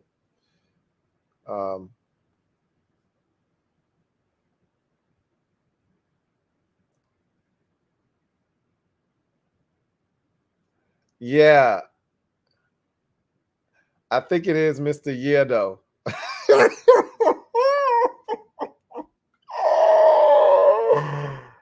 Oh, man. That's what it is. Mr. Yeardo. That's exactly what it is, metaphor. That's what it is. I'm always messing that man's name up, man. I feel so bad. It's Mr. Yeardo. All right, I got it. Thank you. Where was you at where the hell were you when I was trying to figure that shit out? Anyway. I digress. Red Wing 01. Thank you for the super chat. Greatly appreciate you. My guy, Red Wings, writes, "Hey, Lou, we are all," he says, "Hey, Lou, we are looking at possibly the defense edge rusher group since 2011, and we might not walk away with one. Not sure how to feel about that." Facts. Absolutely, unequivocally, 100% facts. And I feel terrible about it. I can't speak for you. You said you don't know how to feel about it. I feel terrible about it because I told you guys when the offseason first started, when I told you my list of needs, I said, low key, I'd like to get a defensive end. Clearly, that is not going to happen with 6 picks. Clearly. And with them signing F.A. Obata and still having James Smith-Williams and Casey Toohill, and then the 2 guys we drafted in the 7th round last year still hanging around, it's not happening. We're not taking a defensive end as much as I would like to. Defensive tackle is a much more pressing need right now, being that we have 0 depth. So I think they'd be better served going in that direction than taking a defensive. I get it. Not taking a defensive end. It's hard to wrap your brain around it when you see all this talent and you realize, damn, why we don't need one of these. I feel you. Billy A, thank you for the super chat. Greatly appreciate you. Thank you for being a member of the MOBB, who writes, "Want to draft a Hamilton or Stingley, rare talents. Also, let us get a vet in the slot. Do not want a young guy there. Let us move Kendall Bobby to slot." I think Bobby's nickel slot days are over. I think the league has spoken. He's a safety now. Every now and again, he can drop down and play slot, but that's not like something you ask him to do on a consistent basis. As for Kendall, I'm not opposed to that. I don't know if Kendall still has it in him. I think he's made up his mind that he's a boundary corner. I mean, he'll do whatever they ask him to do, clearly, but I think he views, the cornerback position and him playing outside as his true calling, not inside. So he said that on numerous occasions. Before we traded him, he preferred to play outside, but he'll play wherever. So I don't know. I like the versatility of just knowing that we could kick him inside if need be. But I don't know what they're going to do. Especially if you were to take a Stingley. Like, okay, now you got Juice. Now you got William Jackson III. You got Kendall Fuller. And now you got Stingley. What are we doing? Obviously, Stingley and William Jackson III are on the outside. Okay, so you go. I mean, you got to figure out how to get these dudes on the field. So, I don't know. You rather have too many than not enough. That's a good problem to have. Trust me.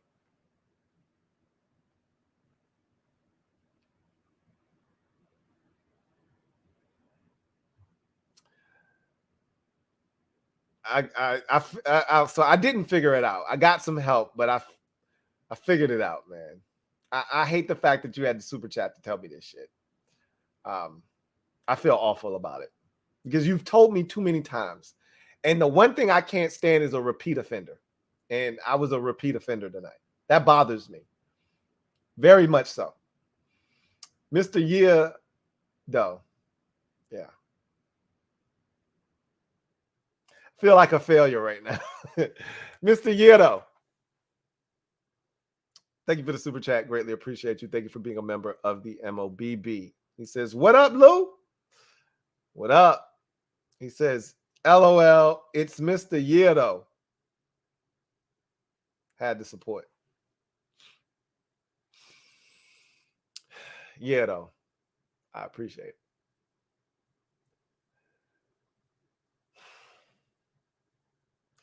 I'm disappointed, man. I won't promise that I won't forget again because I did that the last time and I forgot again. But I'm going to try my hardest not to forget again. That's the best I can do. Oh, man. Thank you for the super chat, man. And thank you for becoming a member of the MOBB.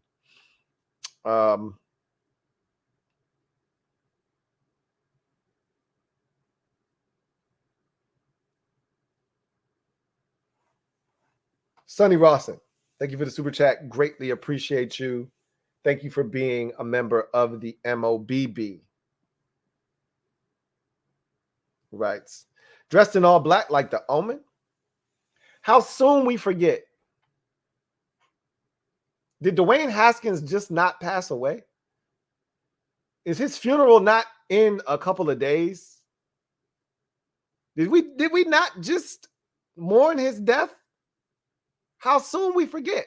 You shouldn't have even had to ask why we have all black tonight, while the banner behind me is black, while I'm dressed in all black like the Omen. You know we took a loss on the chin.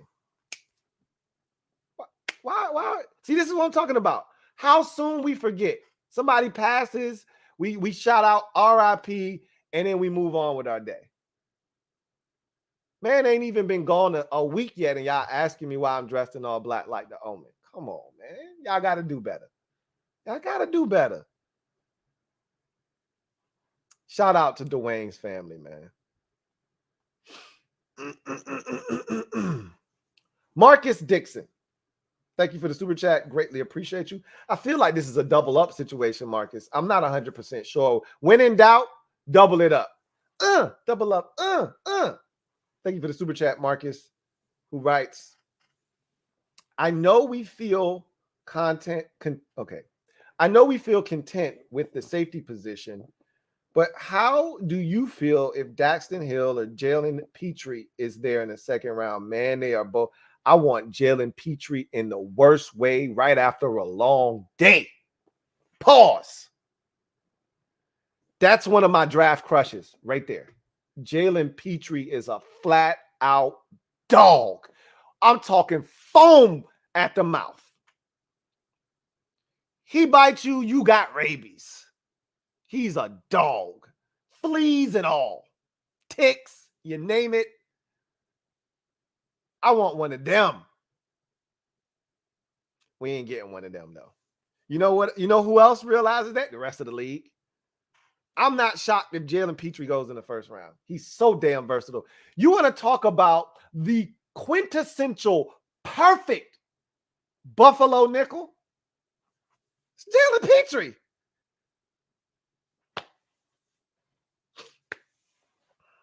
It makes me mad talking about it. He says, are they too good to pass on even for a need pick like Muma, etc.? To hell with a Chad Muma. Give me Jalen Petrie. Please. So, yeah, I would pass on Chad Muma in a heart. I wouldn't even think twice about it. Chad who? Chad what?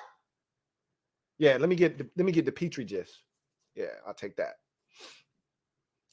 I'm much higher on Jalen Petrie than I am Daxton Hill, but Dax Hill is nasty too. But man, I'm a Jalen Petrie dude. Anyway, I digress. Tony P56, thank you for the super chat. Greatly appreciate you. Double up. Thank you for doubling up. Who writes, I'm anti-trade back because we will get robbed. Damn. He says, I believe they think the idea of getting a third round pick back justifies missing our guy and moving 12 spots. You got to give them more credit than that. They're not going to just give away our draft pick and not get the kind of compensation. Like Ron even said last year that, you know, they wanted to come up to get a quarterback, but they was like, yo, they trying to rape us with no Vaseline. They trying to do us Dirt McGurk. I can't allow that. I think they were interested in coming up for Justin Fields, but the asking price was too stiff. I think they understand what good value is. We got fleeced in the Wentz deal, but that's what desperation does. I'm not mad at them for doing that because they were desperate. You know, when you're in the draft, you don't have to be desperate. You can become desperate, but you don't have to be desperate. That's when you make mistakes. When you allow desperation to be the driver behind your decision making. When desperation is the reason you operate.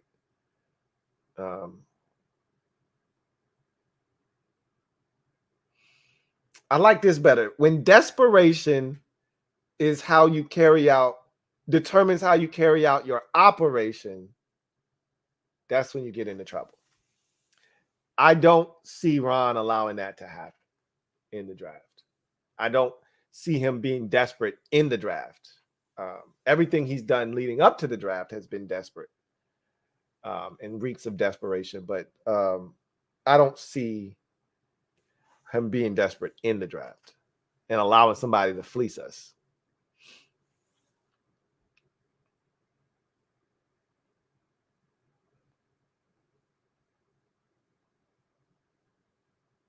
Benjamin Slade.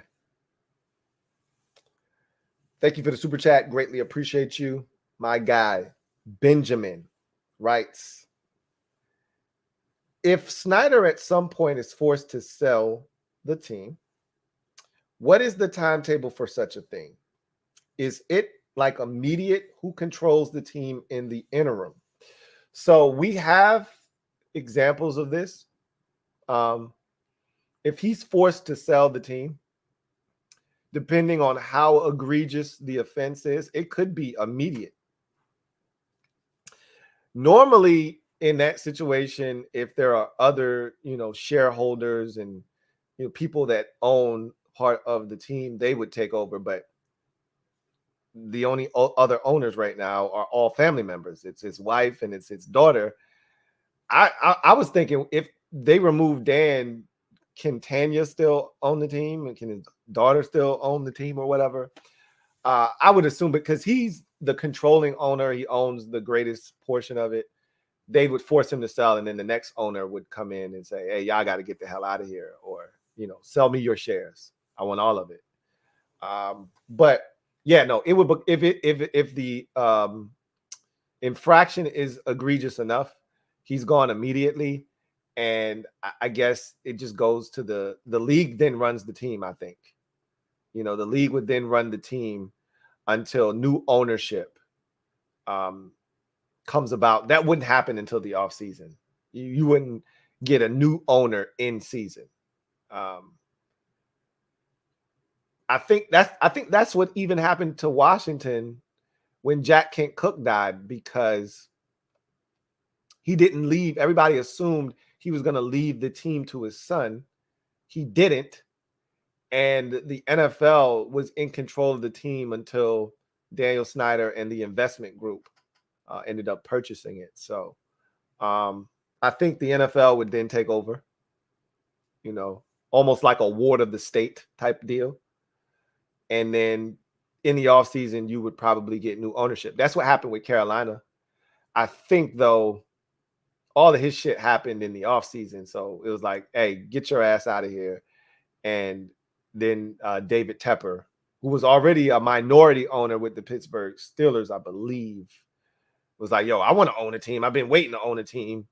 And he jumped on at the opportunity and he bought it. So more likely than not, you wouldn't get a new owner until the offseason. But yeah, it's immediate. If they decide the infraction is egregious enough, he's gone ASAP. So,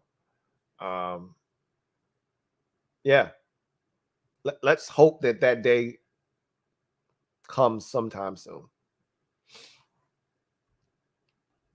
Benjamin Slade, thank you for the super chat. Greatly appreciate you. Double up. Thank you for doubling up. Benjamin, greatly appreciate you. My guy, Benjamin Slade, writes, BPA, safety, linebacker, wide receiver, whatever we pick, where we are will make us better. I think it will be hard to mess this pick up. You can mess this pick up. I think it will be hard to mess it up, but it's not impossible. That said, this isn't the old regime with Bruce and company. I don't think they're gonna F this up. I think we're gonna get a really good football player here. The only way I feel like you mess this up is if you get cute, you try to trade back, thinking that you're outsmarting people, and oh yeah, we picked up picks. You know, the guys we wanted are still here, and then the dude we get turns out to be ass cheeks. Because you know what will happen? We'll all play the second guessing game, and 95% of you would have been like, man, we had a chance to get this dude. And I'm be like, you be quiet because you were one of the people saying trade back. I think that's one of the few ways you can mess this trade. Obviously, you could just draft a guy that turns out not to be good. It happens all the time. You know, the draft is an inexact science. So, I mean, yeah, you could mess it up that way, but I don't see that happening. You know, like you said, I think it's going to be hard to mess this up. Not impossible, but hard.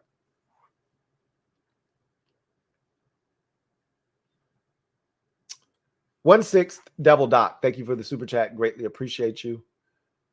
I got 1/6 Devil Doc writes, Lou, my wife says hi. Her name is Jessica. Hello, Jessica. And I told her I said hello and thank you for watching. I don't know if she was just in passing or she's actually watching with you. But, you know, I'm shocked when people tell me, so many people tell me that they watch with their significant other. And I'm like, wow, that's really cool. I don't know. And then some people are like, my wife doesn't watch, but she knows you because I watch all the time. And that could be the case. Either way, tell Jessica I said hello. And look forward to chopping it up with you guys. And I'll be sure next time you super chat me, I'll be sure to tell Jessica I said hello again. Would you please give her a shout out? She says she likes the way you laugh and your double up saying. Well, definitely. I really appreciate Jessica liking the way that I laugh. I've never had anyone tell me that before, so that's new. And for you, Jessica, double up, there you go. So shout out to Jessica and my guy 1/6 Devil Doc. Thank you for the super chat. Greatly appreciate both of you. Alex's burner. Somebody being petty. I'm an undercover commander lover. Mr. Lover. Mr. Lover Man. Commanders. No, I'm playing. So Alex, you out here, you got fans, man. You out here, you got fans. That's what that means. The Alex burner. That's when you know you've hit big time. When somebody creates an account to mock you, you've hit big time. So Alex, if I were you, I would stand up and give myself a standing ovation right now.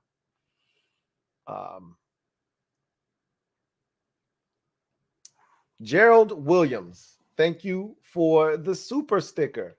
Greatly appreciate you. Gerald, thank you so much for the super sticker.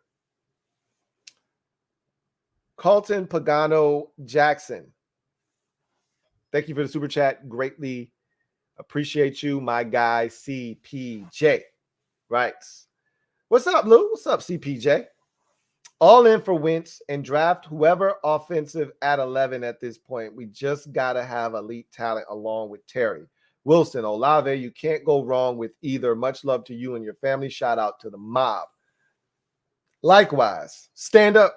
Of course, you know what it is. We in the building. I think I 110% agree with you, CPJ. Either one of those boys. I would prefer Olave, but if we took Garrett Wilson, I wouldn't be upset at all whatsoever. You can't. I don't think you can go wrong with either one of those boys. I think you get a good football player right away that can come in and help this team immensely on offense, which we need in the worst way. So I'm with you. Can never add enough talent.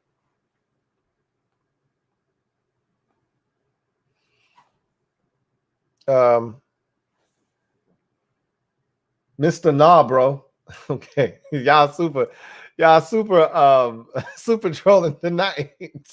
The least you could have did was switch up the thumbnail though, for the picture. At least you could have done that. That was super lazy, okay? For the Alex's burner and Mr. Nah Bro. Thank you for the super chat, Mr. Nah Bro. Right. Lou, first time. This is Yeardo's burner, aka Metaphor. And y'all trying to frame other people.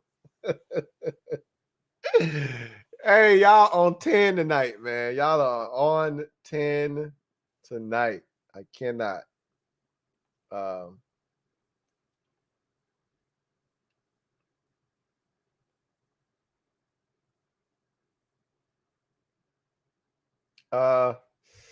Let's see. All right, so that's the last super chat. You guys are awesome. And boy, time flies when you're having fun. I didn't realize it was pretty much 1 a.m. But to recap, a couple of announcements. Next Thursday, April 21st, 9 p. here on the Louie T Network. Mark your calendars. NFC East Super Friends unite once again. You know the names, you know the characters, you know the teams. We all linking up again. Law for the Cowboys, Brunson for the Eagles, and of course Law for the Bad Dog for the Giants. And yours truly will be holding down the Commanders. So it's going to be a ton of fun. We got a lot to discuss. You cannot move forward without addressing the past. So we're going to do that, obviously. And then we will, take a peek into the future with all these teams and this division, and let the shit talk begin. So with that said, other announcement, mock draft, this Saturday, 6 p. We will be premiering that here on the channel. I'll be in the comment section, watching it along with you guys, commenting with you as you tear my mock draft to shreds. I enjoy being chastised and mocked for my mock every year, and I look forward to doing it again this year. So I will see you guys later. I appreciate you guys kicking it with the kid. This was a 3.5 hour stream, pretty much. I think I started right around 9:30-ish. So 9:35-ish. So you guys are awesome for rocking with me. Really do appreciate you. If you haven't already done so, you know what to do. Hit the subscribe button for more great content. Turn on the notification bell if you haven't already done so you don't miss any of it. And hit the like button. It helps this channel grow exponentially. It was just over 300 of you. We're slightly under 300 now, and we still don't have 200 likes. I'll never understand that, but if you haven't hit the like button, please do so on the way out. With that said, I got a super chat here on the way out. Metaphor. Thank you for the super chat. Greatly appreciate you. My guy Metaphor writes, need to get you a white Dubs hat for all those wins. I'm about to switch over. I told you I was going to wait a little while because, they was out here raping cats in the streets for these hats because they knew cats were thirsty when we first got the name change, and everybody was excited. So they was busting people over the skull till the white meat showed. I was like, look, y'all going to have to come down on these prices if you want me to cop a hat. So I think the coast is clear now. They've already got all the suckers, and they've already got all the marks. And now that's when somebody like me comes creeping through like, hey, you got that hat for $30? Let me see it. So I'm going to roll up, maybe try to get an Easter Day special, something like that. See if I can't cop a few hats. So, the next time you see me, I should have on some Commander gear. I'm going to try to go out of my way to make that happen. But you never know. They might still be tripping. If you don't stand for something, you'll fall for anything. You got to draw a line somewhere, right? Says the guy that'll spend $200, $300, $400, $500 on some cards, but doesn't want to spend $40 or $45 for a hat. You know what my priorities are. But those cards are an investment too. Okay. So anyway, Y'all know what it is. I'm your man, Louie T, signing off. I am a Washington fan, etched in burgundy and gold. My Washington spirit will never die. Washington spirit will never fold. Until we meet again, post up and take command. You guys have a great night. Enjoy the rest of your evening, and I will see you guys not tomorrow, Saturday. Saturday it is for the mock draft. Enjoy your weekend. If I don't see you then, enjoy your weekend. Take care.